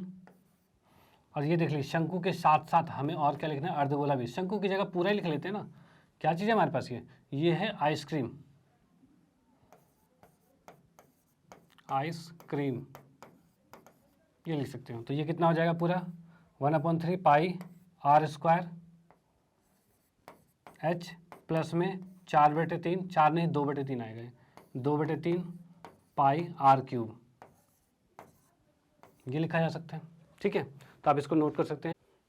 तो इसमें हम यहाँ पे कुछ कॉमन ले सकते हैं, तो कॉमन लेंगे तो यहाँ क्या आ रहा है, एन, यहाँ से हमने क्या किया, पाई आर स्क्वायर कॉमन आ रहा है, पाई स्क्वायर, और साथ में नीचे 3 है, 3 भी कॉमन आ रहा है, चलो भाई 3 भी कॉमन ले लिया। और यहाँ हमें क्या बच गया, बचा क्या यहाँ पे, पाई स्क्वायर के बाद यहाँ बचा एच और यहाँ बचा 2r, ये बच गया। और यहाँ पर है पाई आर स्क्वायर और एच बचा है। ठीक है, अब यहाँ से जो जो चीज़ें कट रही है उसको काट देते हैं, जैसे कि पाई से पाई कट गया। ठीक है, अब जो वैल्यूज़ हैं उनको रख देते हैं। तो यहाँ पर आर का मान कितना है, 6, 6 गुने में 6 आएगा।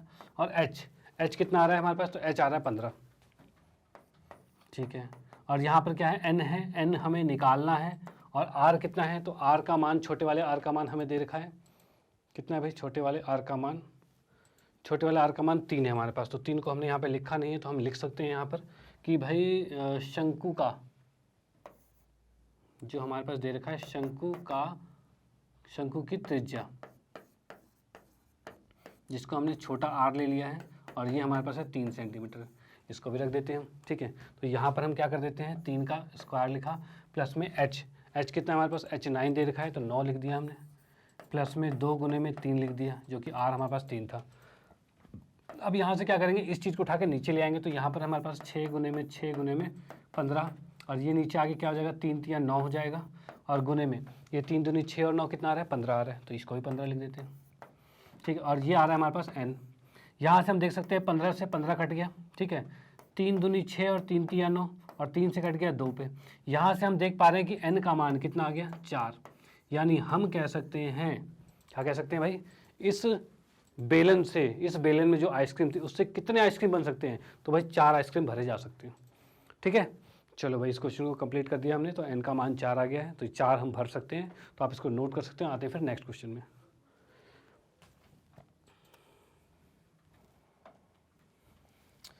नेक्स्ट की बात करते हैं, तो इसमें दे रखा है विमाएँ जो दे रखी है 5.5, 10 और 3.5 वाला एक घनाभ है। बनाने के लिए 1.75 सेंटीमीटर व्यास और 2 mm की मोटाई वाले कितने चांदी के सिक्के पिघलाने पड़ेंगे। अब देखो क्या चीज़ है, हमें बनाना है, एक घनाभ बनाना है। ठीक है, घनाभ हमने बनाया है जिसकी विमाएँ हमें दे रखी है, ये है 5.5, ठीक है, ये है 10 और ये दे रखा है 3.5। ठीक है, ये में दे रखा है भाई 5.5, 10 और 3.5, तीनों साइडें दे रखी है। ठीक है, तीनों विमाएँ दे रखी है। उसके बाद इसने क्या कहा है कि सिक्के पिघलाए गए हैं, कितने सिक्के पिघलाए जाएंगे चांदी के कि ये बन जाए। अब सिक्का किस टाइप का होता है, तुम्हें मालूम है, सिक्के की बात करें तो कुछ उसकी छोटी सी ऊंचाई होती है और बाकी ये बेलन के आकार का ही होता है, ऐसा ही सिक्का होगा। ठीक है, ऐसे ही होता है, इसकी कुछ ऊंचाई होती है, एच होता है, और इसका कुछ त्रिज्या होता है।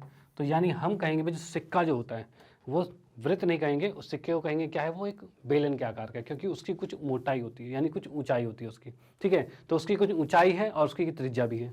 चलो भाई ठीक है, तो अब इसने कहा है कि ऐसे कितने सिक्के पिघलाएं कि ये बन जाए। यानी हम कह सकते हैं कि घनाभ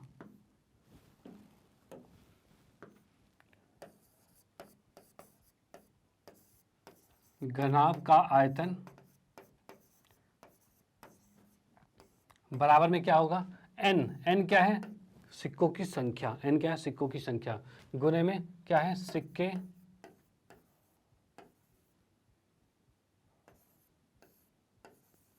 का आयतन। ठीक है, सिक्के का आयतन, ये चीज़ आ जाएगा। ठीक है, अब घनाभ के आयतन की बात करें, घनाभ का आयतन क्या होता है, ये होता है हमारा L गुने में B गुने में H बराबर में n आ गया। और सिक्के का आयतन क्या होगा, तो सिक्के का आयतन की बात करें तो ये हो जाएगा हमारा पाई r स्क्वायर। r कितना है, तो ये है, और h कितना है, ये आ गया। ठीक है, ये चीज़ आ गई है। अब इसके h और इसके h में अंतर दिखाने के लिए किसी ना किसी h को तो अलग करना पड़ेगा, तो हम इसके h को बड़ा h, इसको h को यहीं रहने देते हैं, इसके h को बड़ा h लिख लेते हैं। ठीक है, अब मैं अलग से सबकी वैल्यूज़ लिख देता हूँ। जैसे कि इसके अंदर L हमारे पास कितना है, L हमें दे रखा है 5.5, ठीक है, और B दे रखा है 10, और H कितना दे रखा है, ये है 3.5। और यहाँ की बात करें नीचे वाले की, तो त्रिज्या कितनी दे रखी है, तो त्रिज्या देखो सिक्के की त्रिज्या कितनी है, इतने व्यास है 1.75, ये क्या है, व्यास है। तो हम कह सकते हैं भाई 1.75 अगर व्यास है तो त्रिज्या तो उसका आधा होगा। ठीक है, इतने सेंटीमीटर हो गया। चलो भाई, और उसके बाद क्या है, 2 mm का क्या है, इसकी 2 mm की मोटाई है। मोटाई मतलब इसकी h है जो 2 mm है, h है जो 2 mm है। अब mm को सेंटीमीटर में कैसे बदलेंगे, तो 10 से भाग करना पड़ता है, तो 10 से भाग कर देंगे तो सेंटीमीटर में आ जाएगा, ये हो जाएगा। ठीक है, चलो भाई, ये भी चीज़ आ गई हमारे पास। अब एक और चीज़ देख लो, जैसे कि 1.75 लिखा हुआ है, 1.75 लिखा हुआ है, तो इसको ऐसे ना लिख के पॉइंट हटा के लिखोगे तो ज़्यादा बेटर रहेगा। यानी कि अगर मैं यहाँ से पॉइंट हटाता हूँ तो ये नीचे क्या लगेगा, 100, और कर सकते हैं 25 चौके 100 और 25 सत्ते। ठीक है, 25 सत्ते इतना, मतलब हम 7/4 लिख सकते हैं। यानी हम क्या कर सकते हैं, 1.75 को हम 7/4 लिख सकते हैं। तो यानी यहीं पर इस 1.75 को अगर मैं 7/4 लिखूँ तो नीचे वाला 2 और जुड़ जाएगा, गुना हो जाएगा। तो यानी कि 7/4 तो इसका व्यास था, और गुने में 2 करोगे तो ये 7/8 हो जाएगा। तो ये चीज़ें लिखोगे तो कैलकुलेशन थोड़ी सी और आसान हो जाएगी। ठीक है, ये लिखोगे तो कैलकुलेशन और आसान हो जाएगी। तो यहाँ पर हम देख लेते हैं भाई क्या क्या कैलकुलेशन है। एल कितना है हमारे पास, तो एल हमें दे रखा है 5.5, बी कितना है, तो 10 है, और एच कितना है, तो एच हमें दे रखी है 3.5, बराबर में है n, और पाई का मान है 22/7, और आर स्क्वायर, आर कितना दे रखा है हमारे पास, तो 7/8 है, गुने में 7/8 है, और गुने में एच, एच कौन सा है, बड़ा एच हमारे पास, बड़ा एच कितना है। अब बड़ा एच हम मानेंगे किसी एक को, भाई उसका एच, किसके एच को हमने बड़ा एच माना था, तो हमने माना था सिक्के के एच को बड़ा एच मान लिया था। तो सिक्के के एच को अगर बड़ा एच मानेंगे तो यहाँ पर हमें बड़ा एच लिखना पड़ेगा। ठीक है, सिक्के के एच को बड़ा एच माना था, तो बड़े एच का मान कितना है, 2/10, 2/10 है भाई। ये चीज़ हो गया, सारी वैल्यूज़ हमारे पास हैं, बस n की वैल्यू नहीं है, n निकालना है हमें। ठीक है, तो n निकालेंगे, कैसे निकालेंगे, तो देखो यहाँ पर 7 से 7 कट गया। ठीक है, और 3.5 के बारे में बता दूँ, 3.5 को हम क्या लिख सकते हैं, 3.5 को लिख सकते हैं 7/2, तो ये भी पहले भी बता चुका हूँ, 7/2 लिख सकते हैं इसको भाई, भाग के तो करके 3.5 ही तो आएगा, तो इसको भी 7/2 लिखोगे तो कैलकुलेशन और इजी रहेगी। कैसे इजी रहेगी, तो आप देख सकते हो ये 7 से ये 7 कट जाएगा भाई, बहुत अच्छी बात है। ठीक है ना, ये जो हमें 5.5 दे रखा है, इसको भी अगर हम लिख दें तो इसको लिख सकते हैं ना 11/2, 11/2 लिख सकते हैं। तो चीज़ें देखो, तो कैलकुलेशन करनी है, आसान करनी है, तो पॉइंट वाले को अगर बटे में कर दोगे तो कैलकुलेशन और आसान हो जाती है। ठीक है, जहाँ तक हो सके उसको कर दो बटे में। अब यहाँ से आप देख सकते हो 11 दूनी 22 कट रहा है, बिल्कुल आराम से कट रहा है ना। चलो भाई, अच्छी बात है। अब यहाँ से हम देख सकते हैं और कुछ कट रहा है, कट तो बहुत कुछ रहे हैं, तो हम क्या करते हैं, पहले सबको इकट्ठा कर लेते हैं। इकट्ठा इन द सेंस, नीचे वाली चीज़ को उठा के ऊपर ले आएंगे, ऊपर वाले को नीचे ले आएंगे, नीचे वाले तीनों को ऊपर लाएंगे तो क्या बचेगा, ऊपर है हमारे पास 10 है, गुने में 8 आएगा, गुने में 8 आएगा, गुने में 10 आ जाएगा भाई। ये 10 इधर था पहले से, और नीचे के 8 8 10 ऊपर आ जाएंगे। और यहाँ की बात करते हैं तो नीचे कितना है, 2, गुने में 2, गुने में यहाँ पर कितना आ रहा है, 2 गुने में 2 आ रहा है। ठीक है, इतना आ रहा है। अब यहाँ से हम देख सकते हैं तो यहाँ पर क्या हो जाएगा, इसमें 2 दूनी 4 दूनी 8, 2 दूनी 4 दूनी 8 से 8 कट गया पूरा। ठीक है, इस 2 से 1 काटोगे तो 4 आ जाएगा। अब यहाँ कर सकते हो 10 दाएँ 100, और n का मान कितना आ जाएगा, 400, n का मान ये 400 आ गया। यानी कि हम कह सकते हैं कि इस घनाभ को बनाने के लिए ऐसे कम से कम ऐसे टोटल 400 सिक्के लगेंगे। अगर 400 सिक्के आप लेके आते हो, उसको पिघला के बनाओगे तो ऐसा घनाभ बन सकता है। ठीक है, तो यहाँ पर हम देख रहे हैं भाई कि एक से दूसरे में कैसे कन्वर्ट कर रहे हैं। तो हमें ये पता होना चाहिए कि भाई जितने सिक्के लाओगे उसको पिघलाओगे, पिघलाने के बाद दोनों का आयतन तो बराबर ही होगा ना, और जब दोनों का आयतन बराबर होगा तो हमें उसको बराबर ही लिखना पड़ेगा जैसे हमने लिखा है। ठीक है, तो यहाँ से हमने इनका मान निकाल लिया, आप इसको नोट कर सकते हो। आते हैं फिर हम नेक्स्ट क्वेश्चन पे।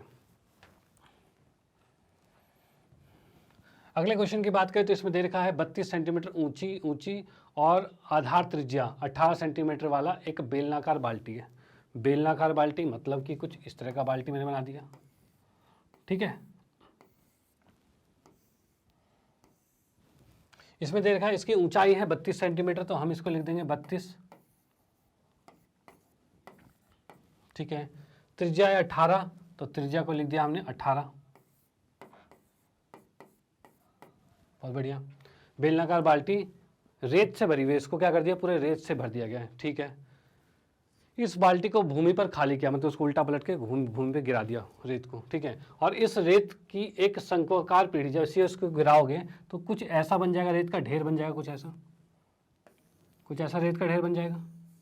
और ये रेत का ढेर जो बना है वो शंकु के आकार का बन गया, तो वही इसने कहा है इस रेत का एक शंक्वाकार ढेरी बन जाती है। ठीक है, बनाई गई है। यदि शंक्वाकार ढेरी की ऊंचाई जो है वो 24 सेंटीमीटर है, इसकी ऊंचाई कितनी है, 24 है। ठीक है, और इस ढेरी की त्रिज्या और त्रिज्यक ऊंचाई दोनों निकालनी है।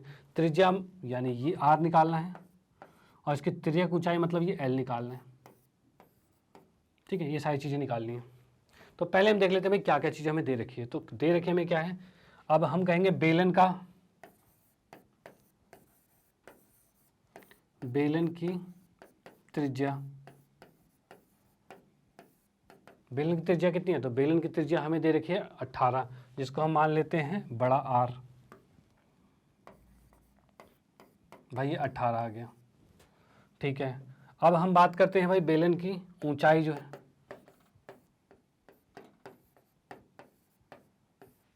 यानी कि H बात करते हैं, बड़ा H ले लेते हैं इसको भी, और ये कितना दे रखा है 32। ठीक है, अब आते हैं शंकु की त्रिज्या, जो कि हम मानेंगे R, और ये हमें निकालना है, त्रिज्या R निकालनी है। और ऊंचाई की बात करें तो शंकु की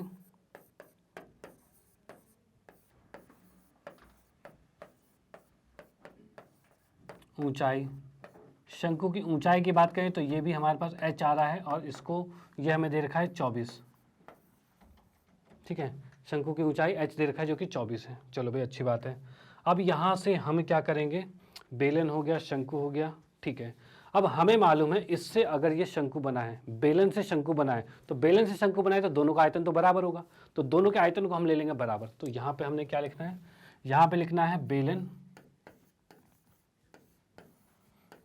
का आयतन बराबर में क्या है, शंकु का आयतन।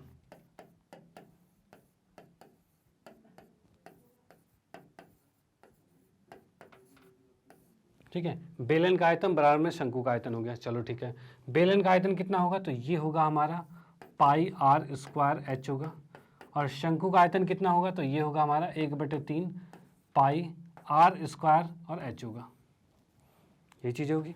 ठीक है भाई, अब यहाँ से कंपेयर करके हम निकालेंगे r का मान। अब देखो पाई से पाई तो गया कट, r की बात करें तो r कितना आ रहा है, r आ रहा है 18, तो r की जगह 18 रखते हो तो 18 गुने में 18 आएगा, और गुने में h है, h कितना हमारे पास, तो h है 32,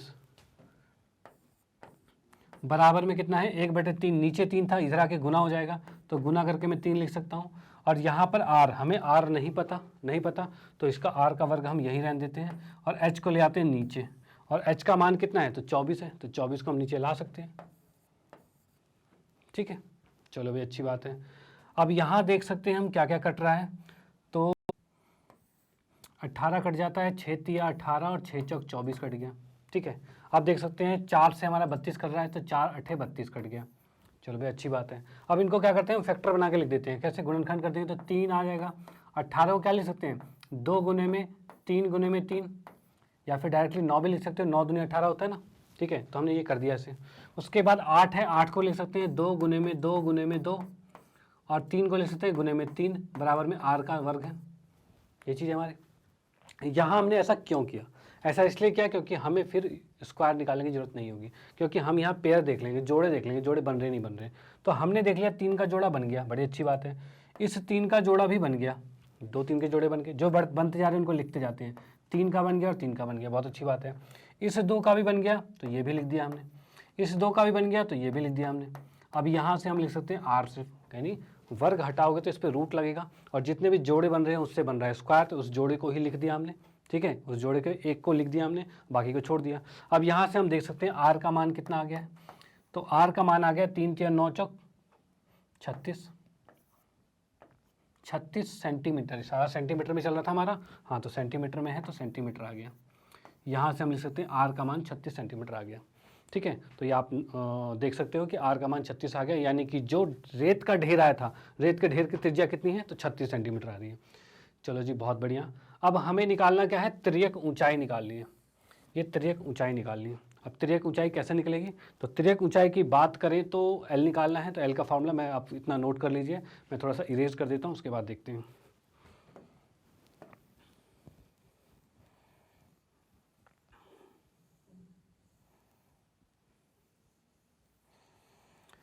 तो भाई L के मान की बात करें तो ये आएगा हमारा, कितना आएगा, अंडर रूट में आता है r का स्क्वायर प्लस में h का स्क्वायर, यही चीज़ आती है, h का वर्ग प्लस में r का वर्ग। और h हमारे पास कितना है, तो h हमें दे रखा है कितना, 24 दे रखा है, तो हम लिखेंगे यहाँ 24 का वर्ग प्लस में 36 का वर्ग। ठीक है, वर्ग है ये। ठीक है, ये चीज़ आ गया। अब इसमें से देखो क्या है, एक तो है इनका वर्ग करके निकालो, या फिर इसमें कुछ कॉमन है तो उसको बाहर निकालो। देख सकते हो ये 12 गुने में 2, देखो 24 को क्या लिख सकते हैं, 24 को लिख सकते हैं 2 गुने में 12 लिख सकते हैं। तो अगर 24 के वर्ग की बात करें तब भी यही होगा, यही होगा। अगर 36 के वर्ग की बात करें तो 36 को क्या लिख सकते हैं हम, तो इसको भी लिख सकते हैं 3 गुने में 12। तो वर्ग कर रहे हैं तो दोनों में 12 आएगा। इन दोनों में कॉमन क्या आएगा, तो 12 का वर्ग कॉमन आ रहा है, तो इसमें से 12 का वर्ग कॉमन ला सकते हैं। तो 12 का वर्ग जैसे ही कॉमन लाओगे तो अंदर बच गया क्या, 2 का वर्ग और प्लस में 3 का वर्ग बच गया, यही बच गया। ठीक है, 2 का वर्ग क्या होता है, तो 2 का 4 और 3 का 9। ठीक है, तो 12 का वर्ग बाहर लाते ही तो वो तो 12 आ जाएगा, और ये 4 और 9, 9 4 13, रूट 13 आ जाएगा, यानी L का मान इतने सेंटीमीटर आ गया। ठीक है, ये आंसर आ गया आपका, इसको आप नोट कर सकते हो। उसके बाद आते हैं हम नेक्स्ट क्वेश्चन पे।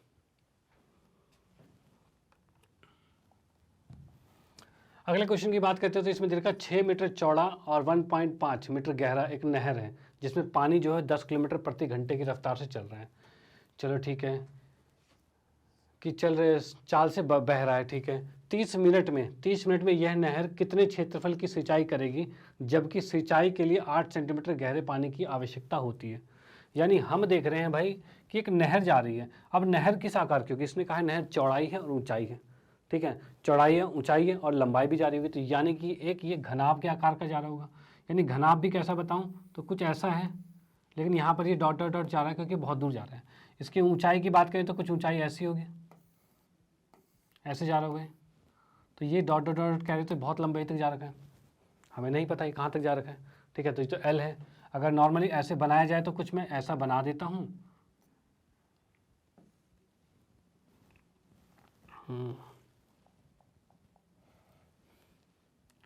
तो इसमें थोड़ा सा अगर मैं आगे तक बना दूं तो यहाँ से बनाया जा सकता है कुछ ऐसा, ऐसा और ऐसा,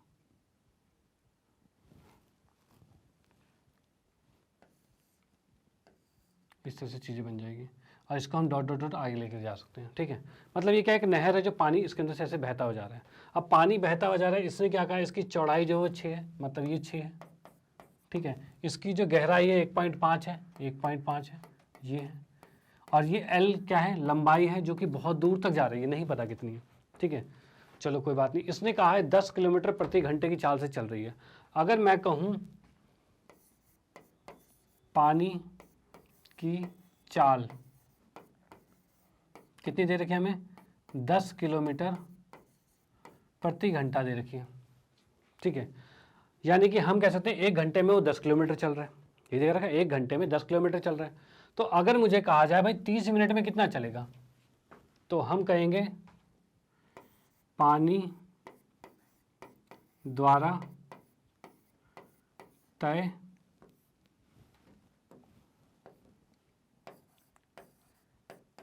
की गई दूरी 30 मिनट में। 30 मिनट में कितना होगा? तो 30 मिनट की बात कर भाई, 1 घंटे में 10 किलोमीटर जा रहा है, 30 मिनट मतलब आधा घंटा हो गया, तो आधे घंटे में कितना होगा? तो 10/2 होगा भाई। 1 घंटे में 10 है तो आधे घंटे में कितना होगा? तो 5 होगा। तो इसको हमने काट दिया और ये आ गया 5 किलोमीटर, यानी कि हम कह सकते हैं 5000 मीटर। यानी अब हम कह सकते हैं इसका जो पानी का जो बहाव था वो पानी बहते हुए 30 मिनट में कितना चला गया? तो ये एल का मान आ गया जो कि आ गया है 5000 मीटर आ गया। ठीक है, यानी अब हम यहाँ पे कह सकते हैं एल का मान आ गया है 5000, ठीक है, और एच आ गया है 1.5 और बी जो आ गया है वो है 6 मीटर। ये चीज़ें हमें दे रखी है। ठीक है, अब इसने बोला है कि सिंचाई करनी है। सिंचाई कैसे करनी है? तो सिंचाई करनी है किसी एक क्षेत्रफल, कोई खेत है और खेत का कोई कुछ नहीं दे रखा, खेत का कुछ भी नहीं दे रखा कि भाई खेत आयत का आकार का है, वृत्त है, ऐसा है वैसा है, कुछ नहीं दे रखा। ठीक है, तो हमें बस ये कह रखा है कि खेत में जो पानी डालना है ना उसकी ऊंचाई कितनी होगी? 8 होगी, 8 सेंटीमीटर ऊंचाई होगी। ऊंचाई 8 सेंटीमीटर है, यानी हमारे पास कह सकते हैं 8 सेंटीमीटर ऊंचाई है। ठीक है, तो भाई जितना पानी इसके अंदर होगा उतना ही पानी उसके अंदर उतना ही पानी से सिंचाई कर सकते हैं भाई। जितना पानी आपके पास अवेलेबल है उसी से तो सिंचाई करोगे। यानी हम कह सकते हैं क्या? पानी का आयतन, पानी का जितना आयतन है वो किसके बराबर होगा?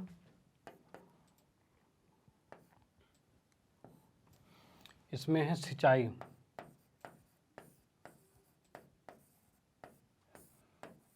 का आयतन। भाई जितना पानी था उतना ही तो सिंचाई करोगे भाई, पानी हमारे पास जितना उतनी सिंचाई करेंगे।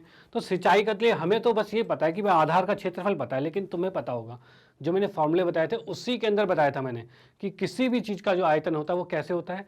तो आधार का क्षेत्रफल गुने में ऊंचाई, यही होता है। आधार का क्षेत्रफल ले लो और गुने में ऊंचाई कर लोगे, यही होगा उसका आयतन। हमें निकालना है यहाँ पर आधार का क्षेत्रफल और ऊंचाई तो दे रखी है, यानी सिंचाई का आयतन जो होगा वो क्या होगा?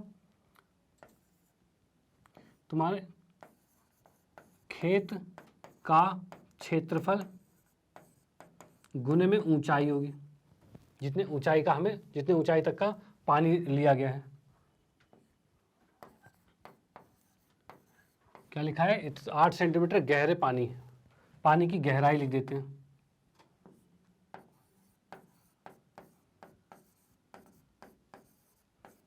ठीक है, यानी हमने क्या देख लिया भाई? पानी का जितना आयतन था वो किसके बराबर होगा? खेत का क्षेत्रफल और गुने में उसकी ऊंचाई, तभी उसके अंदर जितना पानी यूज हुआ है वो इसके बराबर हो जाएगा। ठीक है, अब हम देखते हैं भाई इसके फॉर्मूले को लिख लेते हैं। फॉर्मूला क्या हो जाएगा? तो भाई फॉर्मूले क्या है? पानी का आयतन। पानी का आयतन कैसे निकालेगा? तो लंबाई गुने चौड़ाई गुने ऊंचाई, यही होगा। यानी हम कह सकते हैं L गुने B गुने में H बराबर क्या होगा? खेत का क्षेत्रफल। खेत का क्षेत्रफल जो है जिसको मैंने A मान लिया, ठीक है, जिसको आगे हम A करके यूज़ करेंगे क्योंकि इतना बड़ा लिखना बार बार सही नहीं रहेगा। खेत का क्षेत्रफल A मान लिया है, गुने में पानी की गहराई जो कि कितना है? 8 सेंटीमीटर है, ये आ गया। ठीक है, अब LBH की बात करें, देखो क्षेत्रफल निकालना है मतलब मुझे A निकालना है, और A निकालना है तो ये 8 नीचे आएगा और यहाँ पर LBH है। LBH कितना है? 5000 गुने में B। चलो पहले मैं फॉर्मूला लिख देता हूँ, L गुने में B गुने में H बटे में 8 सेंटीमीटर आएगा, यह आएगा, यही अब हमारा A आएगा। ठीक है, खेत का क्षेत्रफल यही आएगा और वही हमारा आंसर आने वाला है। ठीक है, तो मैं एक नेक्स्ट स्लाइड ले लेता हूँ जिसके अंदर ये चीज़ें आसानी से कर पाएंगे। तो हम इसमें कर सकते हैं भाई, क्या आ रहा है हमारे पास? L गुने में B गुने में H बराबर में A है बटे में 8 है। ठीक है, अब देख लेते हैं भाई LBH था कितना? तो LBH था हमारा कितना? L है 5000 और 1.5, 5000 गुने में 1.5 गुने में 6 बटे में 8 सेंटीमीटर था ये, और बाकी सारे मीटर में है। तो भाई पहला काम सेंटीमीटर को मीटर में कन्वर्ट करेंगे। तो मीटर में कन्वर्ट कैसे करेंगे? तो 8 है तो 8 बटे में 100 जाएगा। इसके बटे में 100 जाने का मतलब क्या है? इसके बटे में 100 है तो ये 100 ऊपर चला जाएगा, तो हम इसको ऊपर ही लिख लेते हैं, इसको हम ऊपर लिख लेते हैं, गुने में 100 आ जाएगा। चलो जी, बहुत अच्छी बात है। ठीक है, तो अब इसमें देख लेते हैं भाई क्या क्या चीज़ें गुना हो रही है, भाग हो रही है, कुछ हो रहा है कि नहीं हो रहा। तो यहाँ से हम देख सकते हैं भाई 8 से 4 दूनी 8 और 25 कट गए, 25 चौके 100 कट रहा है। ठीक है, अब यहाँ की बात करते हैं, ये 1000 है हमारे पास, तो हम क्या करते हैं 1000 को 2 से इससे काटेंगे तो ये आ जाएगा 2500। अब फाइनली हम एरिया निकालेंगे जो कि हमारे पास है 2500 गुने में 6 को इससे गुना करेंगे, 6 को 1.5 से गुना करेंगे तो आ जाएगा ये 9, क्योंकि 6 को 1.5 से गुना करेंगे तो 9 ही आएगा ये, और ये आ रहा है 25। ठीक है, यहाँ कर सकते हैं 25 25 625 गुने में 9, और इसको लिख सकते हैं 9 पंचे 45 और 9 दूनी 18, 18 और 4 22 का 2 हासिल 2 और 9 6 नीम 54 और 54 और 2 56। ये हमारा आ रहा है, ये आ जाएगा सेंटीमीटर, सॉरी मीटर में आ गया ये, तो ये आ गया मीटर स्क्वायर।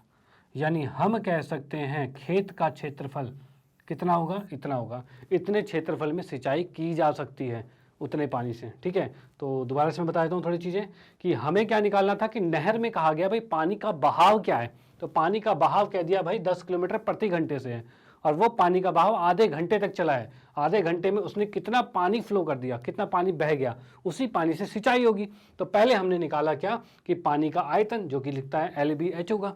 ठीक है, और आधे घंटे की दूरी, आधे घंटे में कितनी दूरी तय की भाई, 1 घंटे में अगर 10 किलोमीटर का है तो आधे घंटे में 5 ही किलोमीटर होगा, और 5 किलोमीटर को हम 5000 मीटर लिख सकते हैं। अब उसी अनुसार हमारा LBH आएगा। और यहाँ पर सिंचाई के क्षेत्रफल की बात करें तो सिंचाई के खेत का क्षेत्रफल गुने में जितना पानी गहरा उसमें डाला जाएगा, वही तो आयतन आएगा, तो वो हमने लिख दिया यहाँ पे। तो यहाँ से हमने क्षेत्रफल को निकालना चाहा, तो क्षेत्रफल को निकालने के लिए ए यहाँ रखा और ऊंचाई को नीचे कर दिया, इसको कैलकुलेट किया और हमारा ये आंसर आ रहा है। ठीक है, चलो भाई अब आते हैं हम नेक्स्ट क्वेश्चन पे।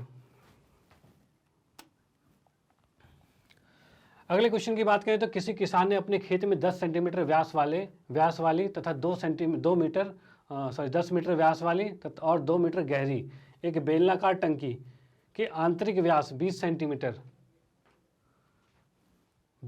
वाले एक पाइप द्वारा एक नहर से जोड़ी गई।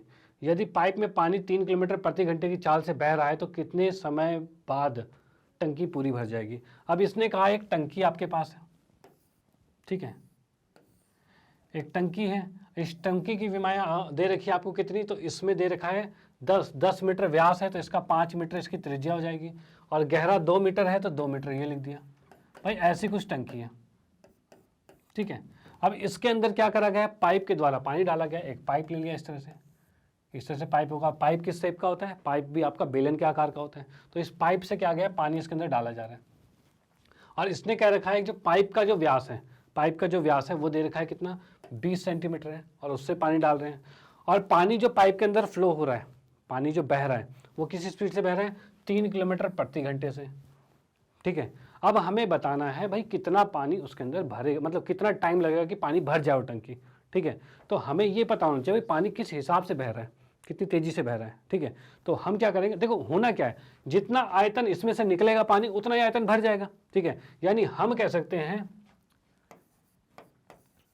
पाइप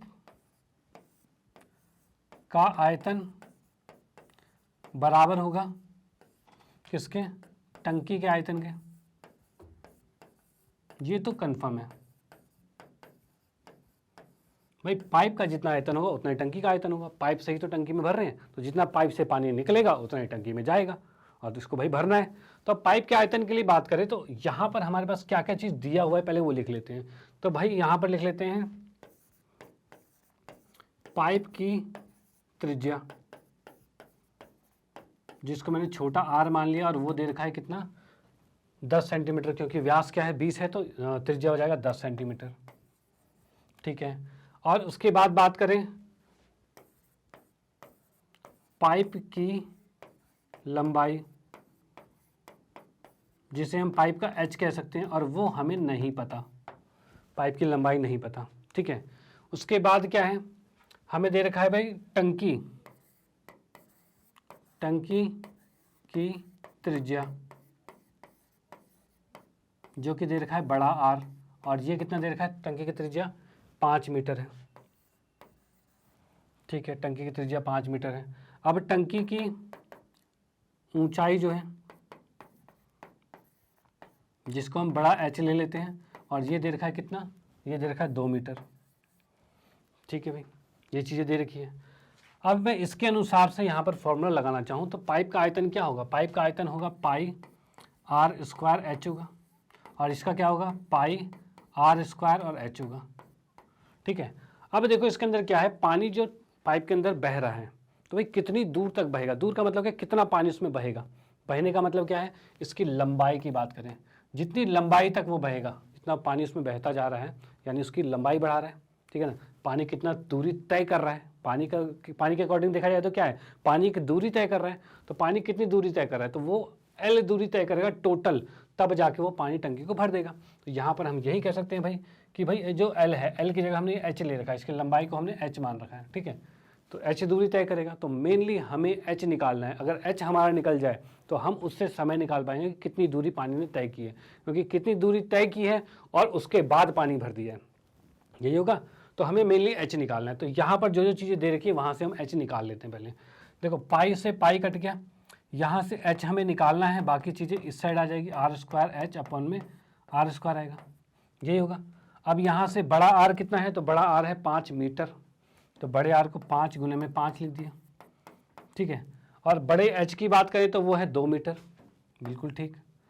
छोटे आर की बात करें तो वो है सेंटीमीटर, भाई सेंटीमीटर है तो उसे मीटर में करना पड़ेगा। ठीक है, तो सेंटीमीटर कितना है, तो सेंटीमीटर के हिसाब से लेके तो 10/10, 10 गुने 10 होगा, लेकिन उसको करना है मीटर में कन्वर्ट।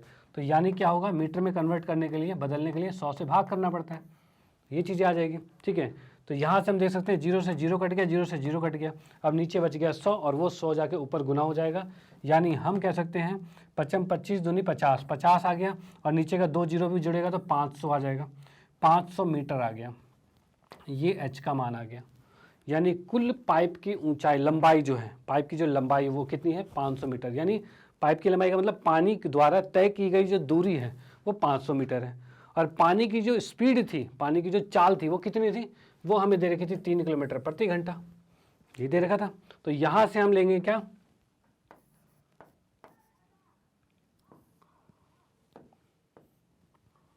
यही साइड में लिख देता हूं मैं, टंकी भरने का समय कितना होगा, टंकी भरने के समय की बात करें तो समय कितना होगा, समय होता है दूरी बटे में चाल होती है।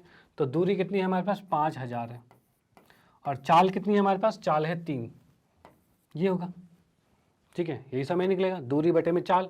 अब 500 को 3 से भाग कर देंगे तो कितना आ रहा है हमारे पास, ये 3 एकम 3, और ये आ जाएगा तुम्हारा 3 छः 18, 3 छः 18, 3 छः 18, 0.66। ठीक है, या फिर इसको लिख सकते हैं ऐसे 2/3, इतने मीटर, इतने मिनट, इतने सेकंड, सॉरी कितना है, क्या लिखा हुआ है, अच्छा प्रति घंटा लिखा हुआ है, सॉरी इसको करना पड़ेगा चेंज भाई। क्या लिखा हुआ है भाई, यहाँ हम देख सकते हैं कि प्रति घंटा लिखा हुआ है, तो यहाँ पर मीटर में है और ये किलोमीटर में है, तो भाई इसको भी किलोमीटर में बदल लेते हैं ना। तो ये कितना आ रहा था हमारे पास, ये 5000 है, तो इसको हम लिख सकते हैं 5 किलोमीटर लिख सकते हैं। तो यहाँ पर डायरेक्टली हम लिख देंगे ना कि कितना, 5/3, इतने घंटे लग रहे हैं। ठीक है, इतने घंटे लग रहे हैं, 5/3 घंटे। अगर इसी को मैं मिनट में कन्वर्ट करना चाहूँ तो 5/3 गुने में 60 कर दोगे तो ये मिनट में आ जाएगा। भाई 60 से गुना करोगे तभी मिनट में कन्वर्ट हो जाएगा। तो यानी 3 से भाग करेंगे तो कितना हो जाएगा, ये 3 दूनी 6, 20 हो गया, यानी कि कह सकते हो 100 मिनट लगेगा, 100 मिनट में ये टंकी भर जाएगी। भाई इस हिसाब से पानी का फ्लो रहेगा, इस हिसाब से पानी बहता रहेगा। तो ये पाइप इसको 100 मिनट में, 100 मिनट यानी 1 घंटे और, यानी एक और लिख देता हूँ मैं, 1 घंटे और 40 मिनट, ये भी लिख सकते हैं भाई, 1 घंटे 40 मिनट में टंकी भर जाएगी। यही होता है 100 मिनट, 1 घंटा 60 मिनट और 40 मिनट एक्स्ट्रा। ठीक है, तो इसने में टंकी हमारी भर जाएगी। तो यहाँ हमने ये क्वेश्चन नंबर 9 कंप्लीट कर लिया है। और चलो भाई क्वेश्चन नंबर 9 कंप्लीट कर लिया, आप इसको नोट कर सकते हो, आते हैं फिर आगे। ओके, तो इसको इरेज कर देते हैं और मैं आपको बताना चाहता हूं कि अब हमारी प्रश्नावली 13.3 खत्म हो चुकी है, यानी कि हमने इसके उदाहरण और इसकी प्रश्नावली सारे क्वेश्चन को कर लिए हैं। और यहाँ पर हमारी जो प्रश्नावली इसमें थी, इसमें हमने क्या पढ़ा, इसमें हमने ये पढ़ा है कि भाई एक आकृति को दूसरे में बदल दिया जाए तो उसके आयतन को एक दूसरे को कैसे आपस में रिलेशन किया जाएगा, ठीक है, उनका एक तरह से एक दूसरे को तुलना कैसे की जाएगी, एक दूसरे के मान किस तरीके से निकाले जाएंगे। तो ये चीज़ को हमने बड़ी अच्छी बेहतरीन तरीके से पढ़ा है इसके अंदर, ठीक है। तो बाकी की नेक्स्ट क्लास में देखेंगे, नेक्स्ट क्लास में हम अगली प्रश्नावली को करेंगे। और मैं आपको बताना चाहता हूँ मैग्नेट ब्रेन्स के बारे में। तो मैग्नेट ब्रेन्स एक ऐसा प्लेटफॉर्म है जहां पर आपको मिलती है 100% फ्री एजुकेशन। तो आप इसको अपने फ्रेंड्स में, अपने रिलेटिव्स में, अपने क्लासमेट्स में किसी को भी सजेस्ट कर सकते हैं जो कि इसका फ़ायदा उठा सके। तो आप इसे लाइक कीजिए, सब्सक्राइब कीजिए और शेयर तो करते रहिए। Okay, bye, thank you.